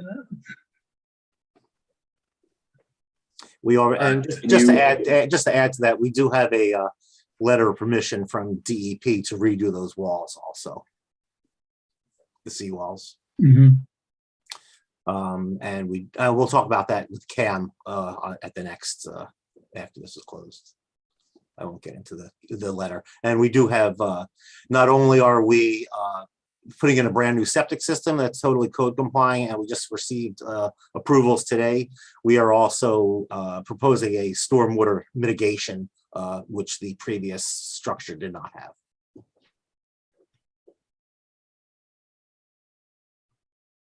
Is there any chance of bringing up while you're at it the chart for the north elevation? It's document A-6. I have a question.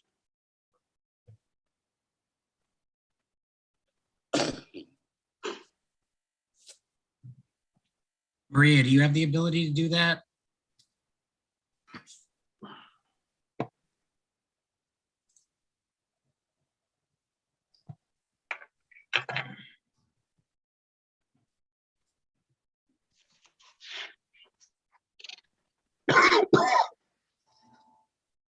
Yes, that's it.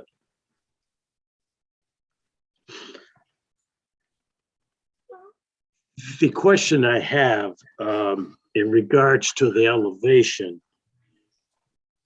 if you look at the first floor, it looks like it's 10 feet ceilings. The second floor is 9-foot ceilings. And the attic is 11 feet 4 inches. Now, when you design this house, could you have reduced the ceiling heights and brought the house down to comply with the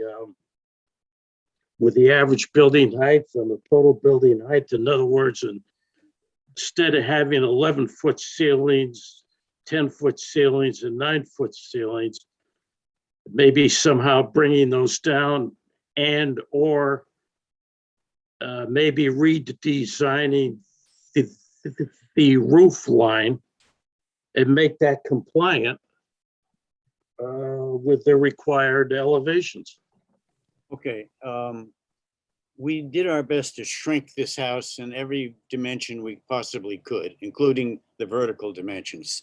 Originally, we had 10 feet floor to floor from first to second floor and second floor to attic, with the idea of having an 8-foot ceiling and using the extra and 1 foot of structure and the extra foot to run mechanicals. Since we're not permitted to run mechanicals below the first floor level, all the mechanicals would have to run above that. In the shrinking process, we did reduce the second floor to attic by 1 foot, and we feel we can heat and air condition the second floor using crawl space around the attic. The 11-foot 4 from attic to roof ridge is not the floor to ceiling height. That's to the ridge line, and the ceiling height inside is actually 8 feet for a bit, and then it slopes down following the contours of the sloping roof. If we were to reduce the angle of that roof, we would no longer be able to qualify as having an attic there. And here John DeLauro can maybe offer a more precise explanation. But we made the slope such that we could use attic space in our total floor area, and then reduce the footprint of the house on the lot. But if we lowered the slope of the roof to meet the vertical requirements, we would lose that space, and we would have to expand the lower 2 floors of the house to utilize the floor area we're permitted to use. And we would also, we really would end up with almost a flat roof structure the way we looked at it in our studies. The slope would be so shallow as to make it almost not worthwhile having a sloped roof. So as I said, we tried to reduce it as far as we possibly could. We're within a foot or two of the requirements. We just, given the fact we have to start at elevation 16 because of FEMA requirements, we were up against it at the bottom and up against it at the top if we wanted to retain a 2.5-story building, which is consistent with virtually every house up and down Middle Beach Road. They all seem to be 2.5-story houses. And Chuck Mandel, once again, not to plow the same field that Chris McKayen had been through, but if we did raise the existing house, we would be a foot higher than what we're proposing. Mr. Mandel, could you, sorry, since Mr. Piggott brought up the height, I just wanted to add, could you explain that further?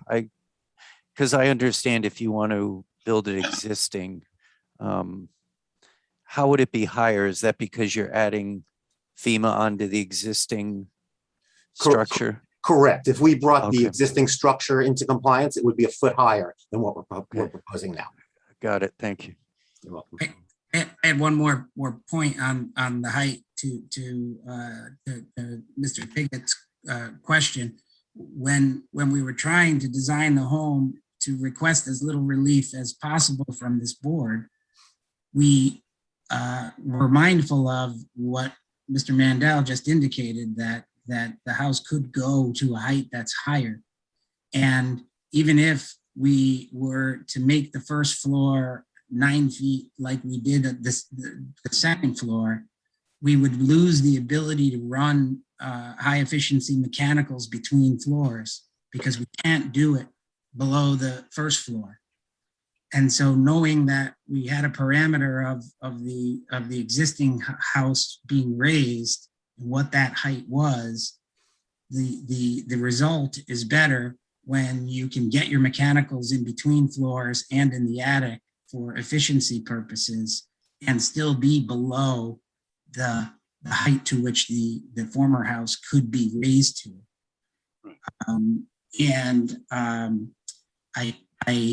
I think that given that one last point, even if we did lower the first floor to 9 feet and lose the ability to have the room between the first and second floor for running of mechanicals, we still wouldn't have met the requirement. So that was the trade-off we said that we looked at in trying to design the best possible design of the home, and at the same time request the least possible variance. Yeah, we're at 39.33 feet right now. If we came down to 38.33, we still wouldn't meet the 37 that's required by the zoning. Yeah. Correct. Yeah, I think you explained that very well. I wasn't aware of the conduit issue, and thank you very much for the explanation. Now I understand. I did want to, like the prior application, we did get feedback from Deep, and I don't know, Chuck, if you hit upon that, but it is an identical response as there was to the prior application, where Deep routinely discourages the granting of variances, but in this case, they particularly pay attention to the fact that the proposal to reconstruct the home, which is now 26 feet from the coastal resource setback, is an improvement over the previous structure, 16 feet, and that all of the construction and site disturbance associated with the CAM application are inward of an existing seawall. That based on the application materials and the plans, that the proposal appears to be consistent as possible, given the limitations of the site with all applicable policies and standards of the Connecticut Coastal Management Act. So Deep is recognizing, I think, by saying, given the limitations of the site, that the 50-foot critical coastal resource really takes away the buildability of this site, which is unusual for Deep to say, in my experience. Chuck, maybe you've seen it before, but I have not seen it. No, as I said earlier, Deep would like all the houses removed off the coastline. So that's their stance. And people have moved, yeah. And people, correct.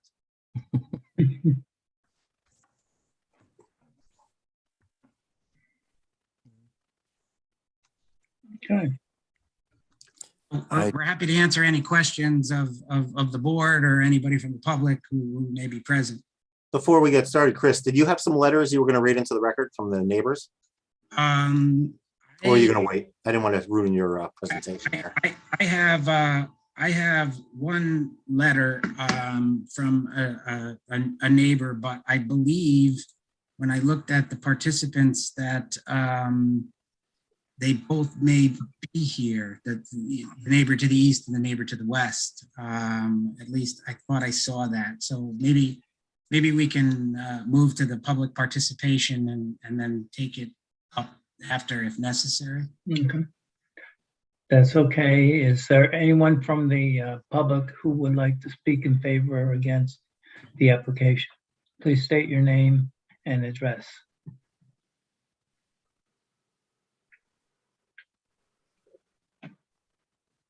There's no one raising their hand. Okay, I think we may have lost him, Chris. I think it's Levi. Okay, Chris, do you have that letter? The letter I have, and I think I can share my screen because I have the email. Are you guys seeing my screen? Can't see it yet. No.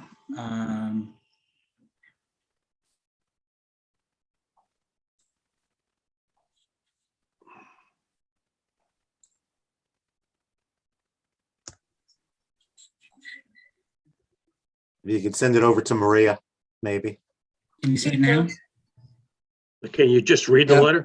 Yeah, I'm gonna. I see it. Can you guys see my screen now or no? Yes. Okay, so this is an email that was sent today to Chuck Tom Stevens' office and to Mr. Taylor, my client. It's from Warren Bryant, who lives next door at 172 Middle Beach Road, saying, I have reviewed the plan submitted with respect to the above referenced project and see nothing objectionable. We look forward to the prospect of new neighbors. Then I see in the list of participants the neighbor to the west, Caroline Ingham, but I don't know if she had wanted to speak or not. I don't have a letter from her. I know there's been a lot of communication with her. My understanding is she's very much in favor and is participating with a reconstruction of a seawall along with our clients as well as an additional improvement to this site. And just to speak to that, we actually did both projects. They incorporated both walls to be worked on almost concurrently. So I know the adjoiner has no objections at that point. Okay. Thank you. There are no members of the public who are ready to speak. I'd like to move that we close the public portion of the meeting and move into deliberations. Okay. Second. All in favor? Aye. Aye. Okay. Feel like I've been here before. Yeah. Very similar. Deja vu. Who would like to start? Dennis? Yeah, I think we're seeing another case similar to the first. I'm not quite sure. I don't know the background here as to why the house is gone before the application comes in, you know. I just don't know it. But it's not that I don't think that really matters too much, but it does make it a slightly different case because there is no option to simply raise the old one. So, you know, the situation is that there's a, you know, another setback that the house seems to meet, but the deck's not meeting and so on. And there's the height restriction and so on, but you know, and once again, I don't know what the previous house was for that, but if he says raising it would take it up above that level, then I assume that was also basically a 3-story house. So, you know, I think we're in the same boat. Dennis, the where is it? The pre-existing house there's a picture of it on Google Maps that I found after driving by and finding that the house didn't exist anymore. Yeah. I think it's also on the property card. Yeah. Yeah, like I said, it said it doesn't really matter. The only question I had was, It's gone. we see the footprint from a horizontal perspective. We don't see it from a vertical perspective. But he said that if he'd raised it, it would have been higher than this one anyhow if he'd made it FEMA compliant. So, that I guess that kind of puts it in the same ballpark as far as 3-story house. I would have asked that if I'd thought of it there, but Yeah, you're allowed FEMA +2, I think, right? Mhm. Was it 2A? Right. And the FEMA elevation here is 18 feet. Is that what it is? Yeah. Yeah.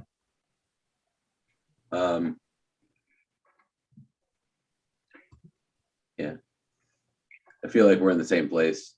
Yeah. And so talk about the height of the structure, which I think is, so let's look at a reduction of nonconformities, and using the argument that that Attorney McKeon made was that, there is case law that says that, you can knock down a structure and then build one that's less egregious in terms of zoning in terms of nonconformities. I'm going to go ahead and believe him. We're talking about 1.5 feet, and that's just in regards to how far we are from the critical coastal resource, right? We're talking what, 1.5 feet for the building height overall? Yeah. Right. I mean, let's be realistic. I was down there. You're not interfering with anybody's view. No.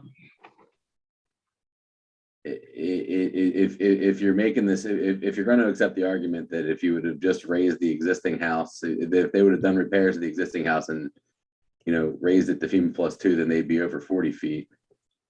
Then they do make a point, and they're reducing whatever that nonconformity would be, even though I think was it 2A15?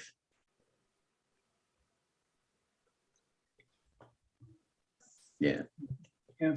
Makes it not a nonconformity. I mean, yeah, I don't see a reason not to approve it. Yeah.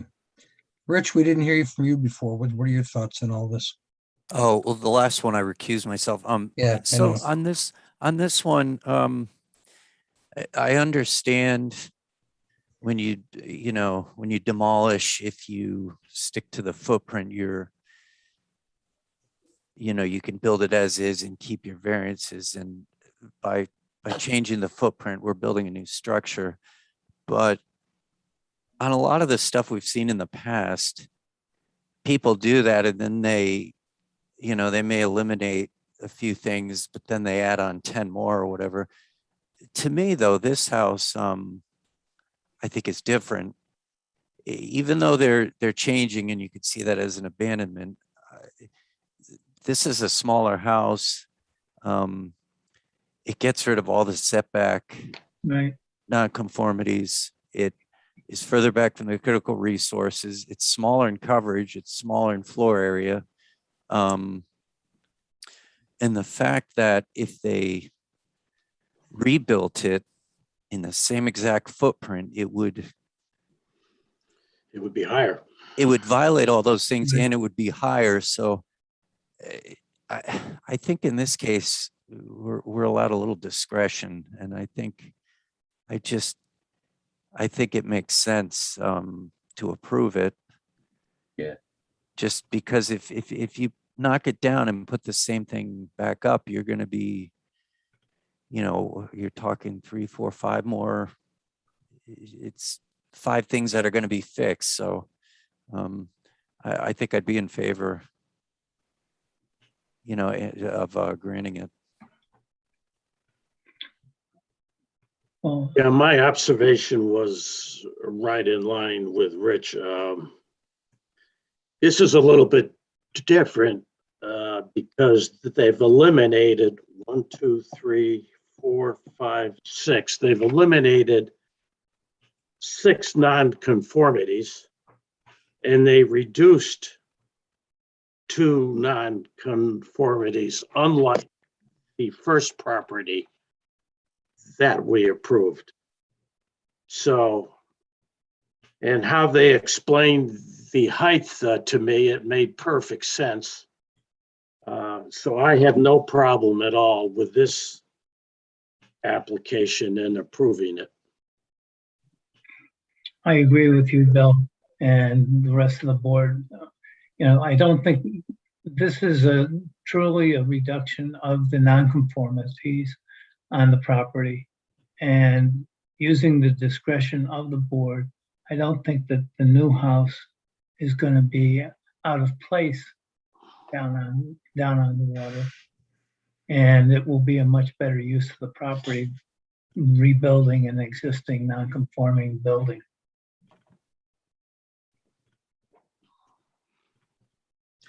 So in addition to that, I think that the hardship in terms of the distance to the critical coastal resources, while I think that the deck, you know, the distance to the deck is the proposed deck, you know, infringes on the critical coastal resource setback. It's still better than it was, right? It's 20 feet. 217 is 50 feet, and then 2521 is 20 feet or 25 feet. Right.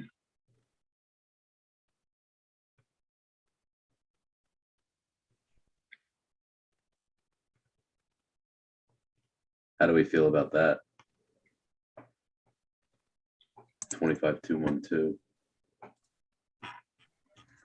Are we talking about the deck? Yeah. Jason? Yeah, the deck is the deck is the one thing that seems to be.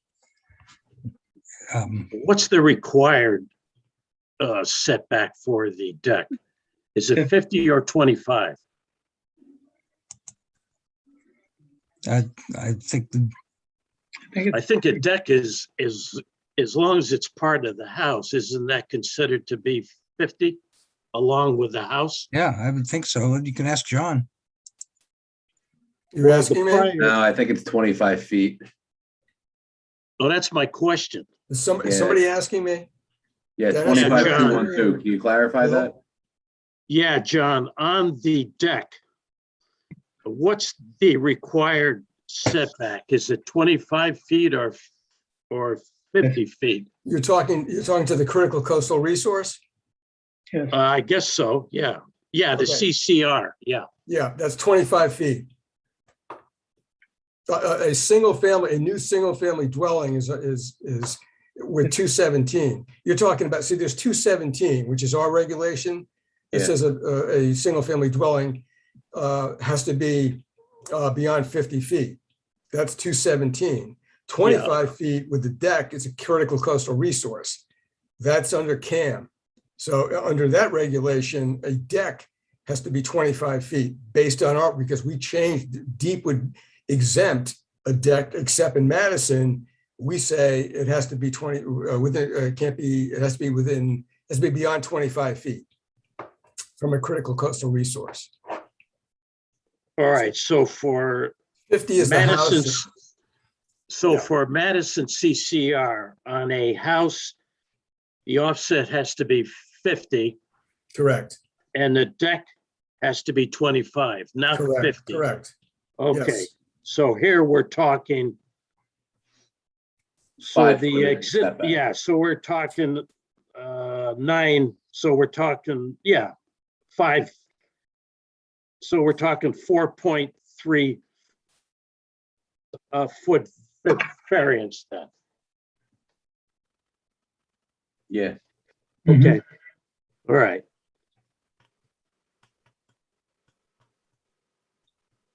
Yeah,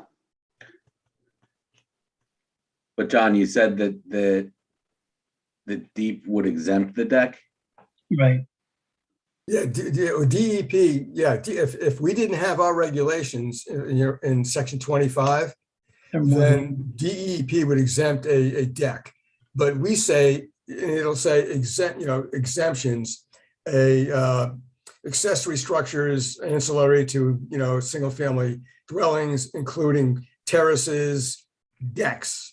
And then we say, except if they're within 25 feet, then you've got to comply. So we've added that language. We're more restrictive than the DEP CAM regulation.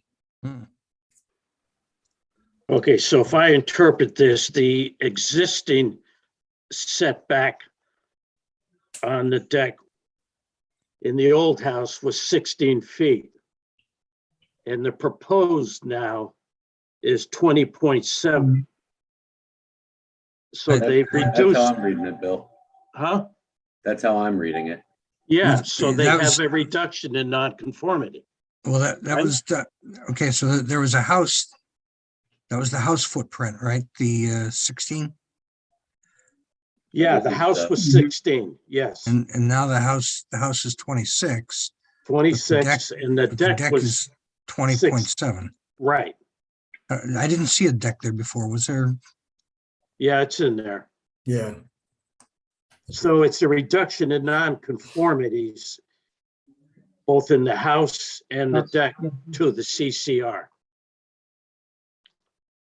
So that's what I like about this application is they have the two reductions here, plus that they've eliminated 1, 2, 3, 4, 5, 6 nonconformities in the side yard, front yards, south side setbacks. Can I share just, I want to zoom in and, let me get to share screen. Oh.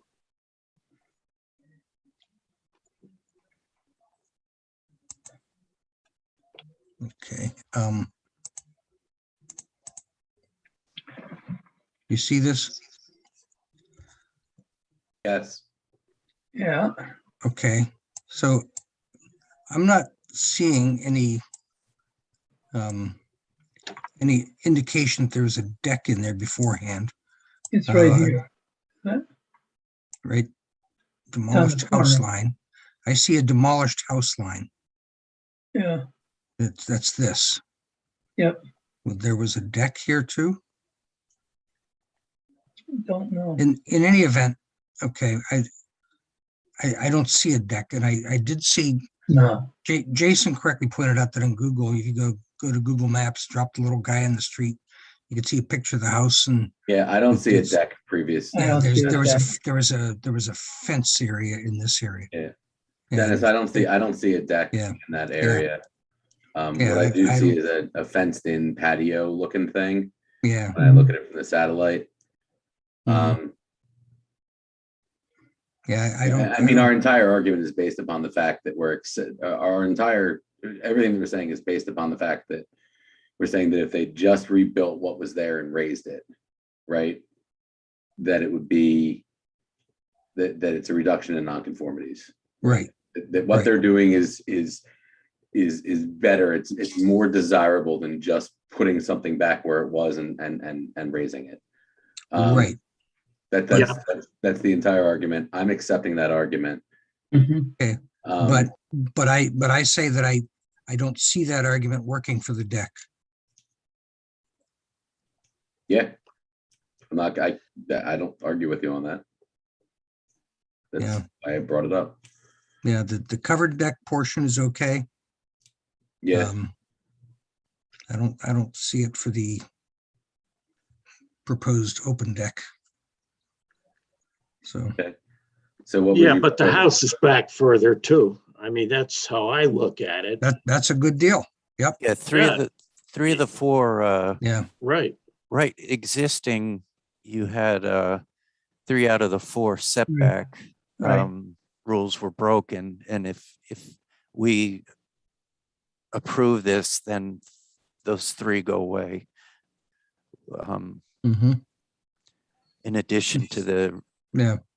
increase in the Yeah. critical resource Yeah, line. and there's the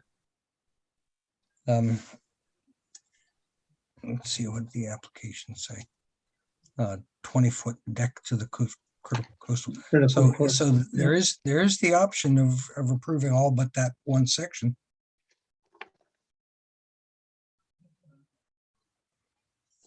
You know, because frankly, they could put a patio there again too, and that would be compliant. Same place. So.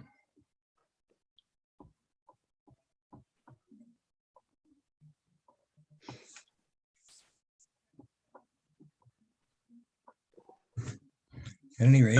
So I would be in favor. Madison does do better than what Deep says, right? Because Deep would exempt the deck, but we say that the deck needs to be 25 feet. Yeah. So if we're going to be consistent with the intent of Madison zoning, which is to keep decks and structures like that 25 feet away, right? Then, I mean, I'm buying the argument. I'm buying that you can't build a reasonable house in the buildable area with the 50-foot critical coastal resource, right? And I'm buying that is kind of a hardship. I'm also buying that if you were to build the exact same structure and raise it, right, that it would still have a whole bunch of that it would have a bunch of nonconformities, and this is better because it gets rid of them. Right. I'm buying that. Yeah. And that's our job. But I don't think I'm buying is the deck overhanging the 25-foot setback from the critical coastal resource. Yeah. Okay. Anybody else got any thoughts on that? That's a good point. It's a good compromise. Yeah. Okay. Yeah, I think so. So I think, unless John wants to weigh in on anything else here. Well, I mean, I think you have to understand what the 25 feet is. It's not it's in our regulation under CAM, and under CAM in section 25, it tells us what we have to send to DEEP for a critical coastal site plan review. Doesn't mean we can't do it. If DEEP says we're okay with that, then you can do it. It's not like on 217 where 217 says a single family dwelling has got to be 50 feet. Right. That's a variance. So they're asking for a variance for 217. The deck doesn't come under that. The deck comes under and they've got it right on there, CCR section 25.2.1.2. That just says that deck has to go to CAM because So that's not a variance. Closer than 25 feet. It doesn't say you can't do it. It just says it's going to have to go to CAM, which it did.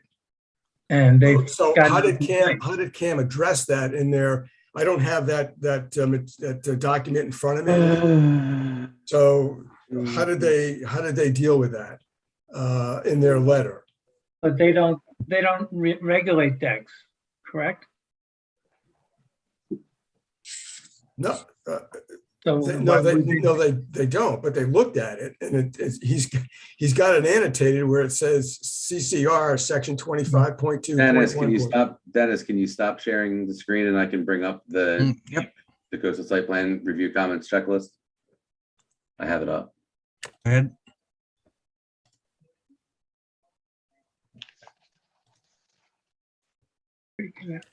Yeah, I was going to say the other thing we could do is open the public portion again, ask the applicant and close it. That's another option. No. That's the description. Keep going and you'll get to the recommendations and comments. So I think it's on page 3. There you go. Right there it is. Yeah.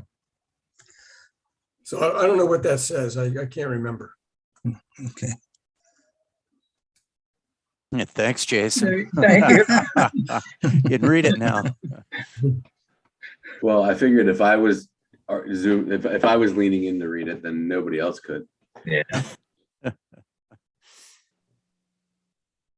It does not address the deck. It does not address the deck. So that Well, means it kind of does in a way. If you read that last sentence, it says based on the application materials and plan sheet provided, The proposal appears to be consistent as possible, given the limitations of the site, with all applicable policies and standards of the Connecticut Coastal Management Act.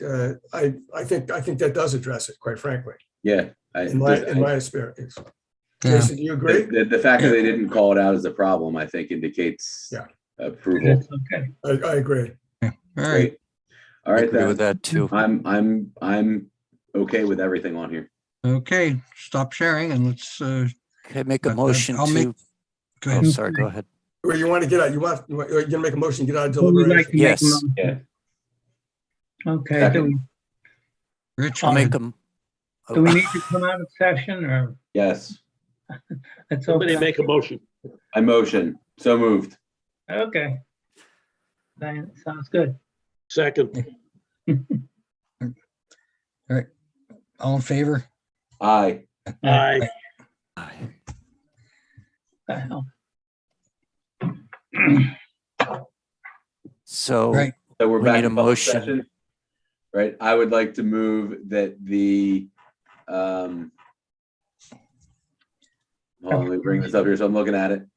I would like to approve that motion that we approve the variances to section 2.17 and 25.2.1.2 and 3.9. Second, can I just Oh, add to that, so Jason? let me amend that based Based on a on- reduction in nonconformities. fair, right? And can I just Okay. amend one thing too, that it proceed exactly as specified in the plans presented to the board? Yes. So the motion will read as follows. I move to approve the variance to section 2.17, 25.1.2, and 3.9. It's And then- 25.2.1.2, Jason. Sorry, just to correct you. 25.2.1.2, PCR. The variances as stated in the application. correct. There you go. Also pending that all site work is consistent with what was presented to us tonight. I second that. I'll second it. Oh, I'm here. It's seconded. Any additional Been discussion? seconded. Were we, It's seconded. were we just gonna add the hardship, not Dennis, the I hardship, guess. the Oh, reduction yeah, in sorry. nonconformities? Well, a bit on the basis of reduction in nonconformities. Okay. So I motion to approve the variance as state for the section stated in the application pursuant to the applicant performing the work as it is presented to us tonight on the basis of a reduction of nonconformities. Yay. Second. Oh my God, Second. approved. All right, all in favor? Second. Aye. Aye. Aye. Well, that was easy. Yeah. Yeah. Yeah, we I want to learned. go from run the a first 4-minute one. mile now. Hey, listen, it was a lot shorter than the first one. Thank you. Okay, good job. Congratulations, guys. We're gonna do the You cam now. We have to do the Yeah. cam. I motion to approve the CAM Yeah. on the basis that, hold on, where is it? Conformance with the, I motion to approve the CAM on the basis that it is consistent consistent. as possible, given the limitations of the site with all applicable policies and standard of the Connecticut Coastal Management Act. Second, Okay, any more discussion? Nope. All in favor? This is Ned, you're supposed to say Aye. these Come on, things. Ned. I'm waiting for you. You 9:45. keep jumping me. Don't wait. Let's go. All in favor? All in favor? Aye. Aye. Thank you very much. Have a good night. All right. Good night. Thank you. Well, good night. Now, if we haven't drained the lifeblood out of the third applicant. Oh, God. They still here? Maybe he's gone. I see the name. I see I his ran name up home there as a from basketball panelist. practice for Oh, my this, Lord. and I am wearing the same sweatshirt. When I sat down, this was wet with sweat. Now it's not.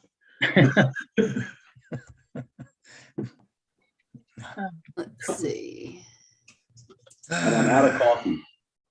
I don't know why they don't want to promote to panelist. Promote to panelist.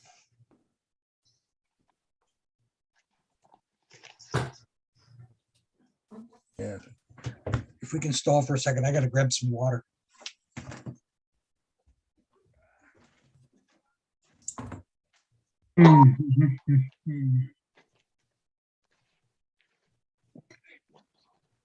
So Dylan, how do you like your first meeting?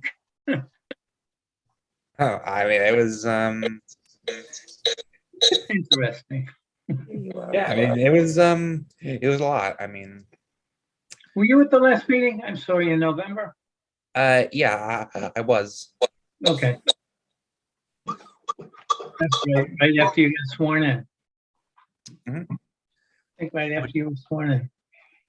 I was trying to get my microphone to work for this meeting, but for some reason, when I plugged it in, the audio cut out, so I can't really use it. Mm-hmm. Well, for some reason, I'm having trouble getting the bullets or getting the Teams thing. Okay. Maria was good enough to send it to me, and then it didn't have the public thing. Yeah, let's move on with the third one. It's getting Okay. late. I do believe I have Mr. DeDominicus. Yes? Yes. Wait. Thank you for your patience. Oh Okay, let me read the last away. application. Application number 8257, 74 Taylor Avenue, map 24, lot 164, R5 district. Owner applicant Albert D. Dominicus requests to vary Madison zoning regulations, section 11.1, to allow an accessory structure in the front yard. And I could share documents if need be. Please do. It's not letting me access them.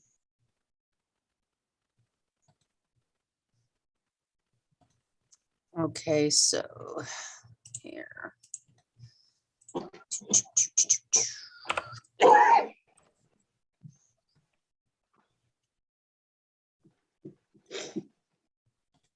Okay, Mr. DeDominicus, you are up. Maria, could you blow that up, please? I'm sorry, I can't see that. Ah, thank you.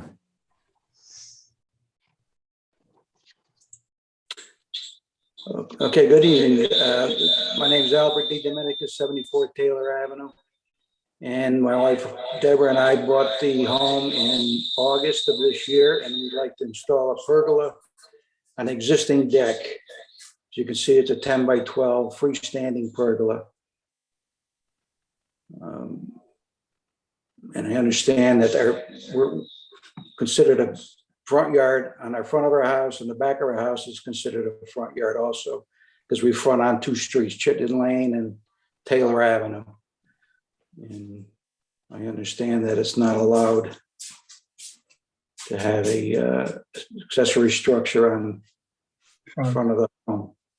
So that's why we're here for variance to construct a pergola. Okay. It's on the it's going to be on the existing deck. Yeah. It'll be on the existing deck that's been there when we bought the home. So it's not like we're going to putting in the yard. It's right where that umbrella is. That's where we want to Okay. build it.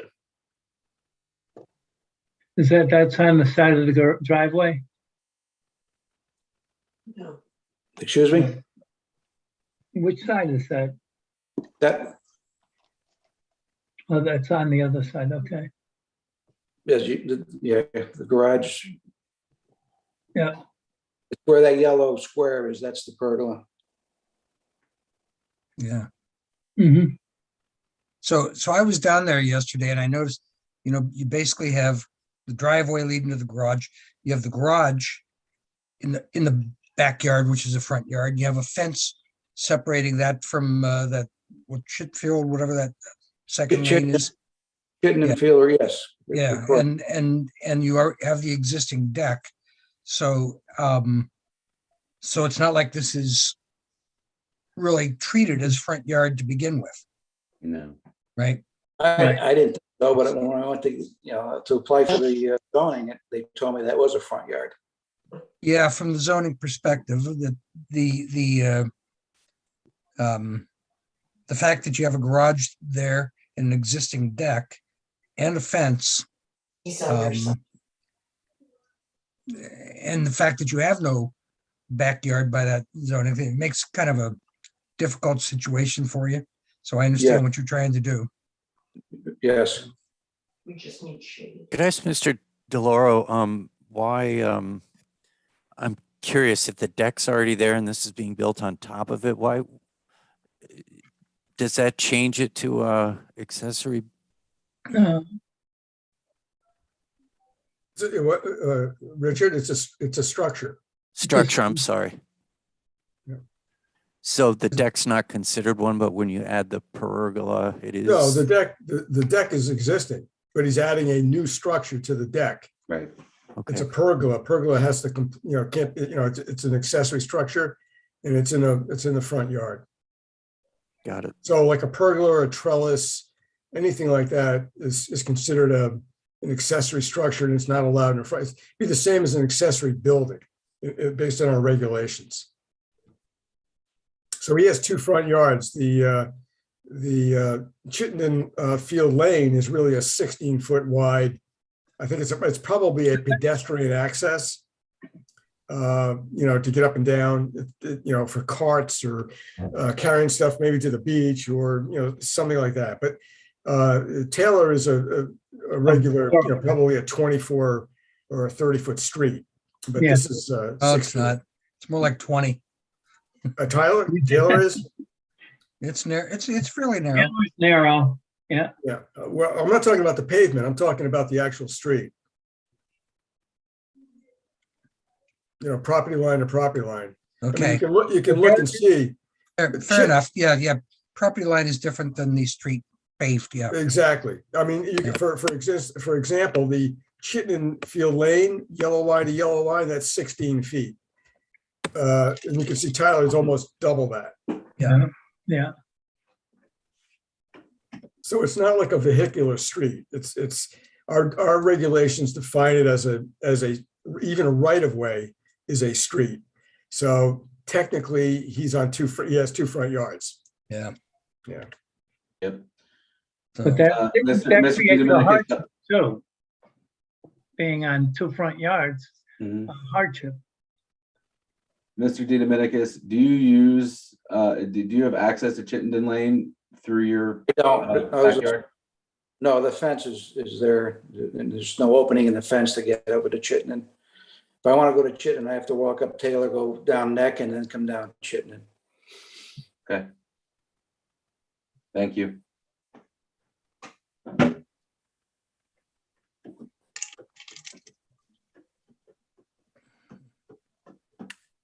And Mr. Chair, I don't have any more questions. Nope. I don't either.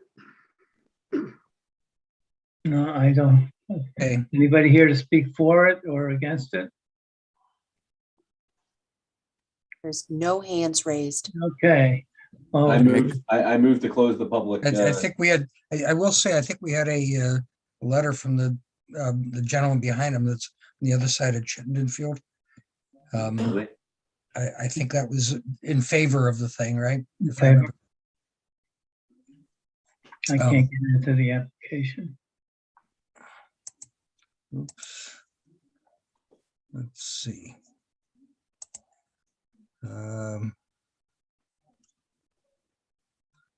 I didn't see the letter. I'm sorry. I stand corrected. I see letters that went out, not a response.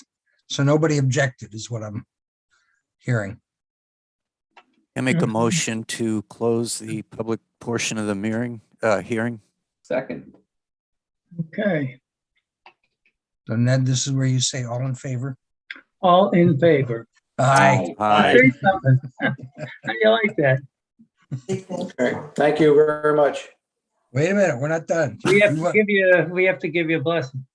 Yeah, this is the closed portion. You get to sit and listen. All right. Okay. so Can I start? Yep. Okay, All right. I think it's a hardship that he has 2 front yards. yeah, I think Agreed. literal enforcement of the zoning laws is inappropriate due to the fact that you can't have 2 front yards. And the Yeah. Chittenden Lane is a right of way, which is defined by a street. It's defined Yeah. in town regs as a street. Yeah, and as a factor in his favor, there's no treatment of that area as a front yard from the perspective of what else is there. He's got a fence completely separating him from the other road. He's got a garage back there. He's got a deck back there. It's gives all appearances to being a backyard. yeah, functionally a backyard. yeah. So, and while the zoning may stipulate that it's a front yard, it hasn't been treated that way, and this is, he has no alternative place to put it, and there's no objection to putting it there that I can see. Okay. And to Jason's point, that's a hardship. I Anybody else? concur with Rich? Dennis. I agree Rich? with Jason, and I agree with what was just said by both of you. Yeah, I agree completely. Bill? I Bill, agree. anything? Okay, No, I don't have any okay. objections. Do Okay, we- Ned? do we Close? Ned, anything? Can we Okay. are closed or? I can we open up? move we close deliberations and go back to the open portion. Second. Take a motion to approve? Ned, this is where you say all in favor. Oh, okay, all in favor? Aye. Aye. Okay. I'd like a We're out of motion. Would someone like to make a motion to approve the request for the variance to build Dennis. the pergola? Tired. And I can, as soon as I get my. Okay, I make a motion that we approve application 8257 for 74 Taylor Avenue to vary the Madison zoning regulations, section 11.1, to allow the pergola structure in the front yard as stated in his application. Could I amend? On the basis of the hardship that being that he has 2 front yards and no backyard. Right. Second. Okay. All in favor? Aye. Aye. And congratulations and good night. Thank you, guys. Appreciate it very much. It was great. Thank you. Thank you. Okay, in the minutes. I move to approve the minutes of November 9th, 2021 with no changes. Second. All in favor? Aye. Aye. And Adjourn. anything- See you next month. Okay, All right, sir. Sleep well. good Good night. night. Thank you. Good Okay. night. Thank you. Good night. Thanks, guys. Good job.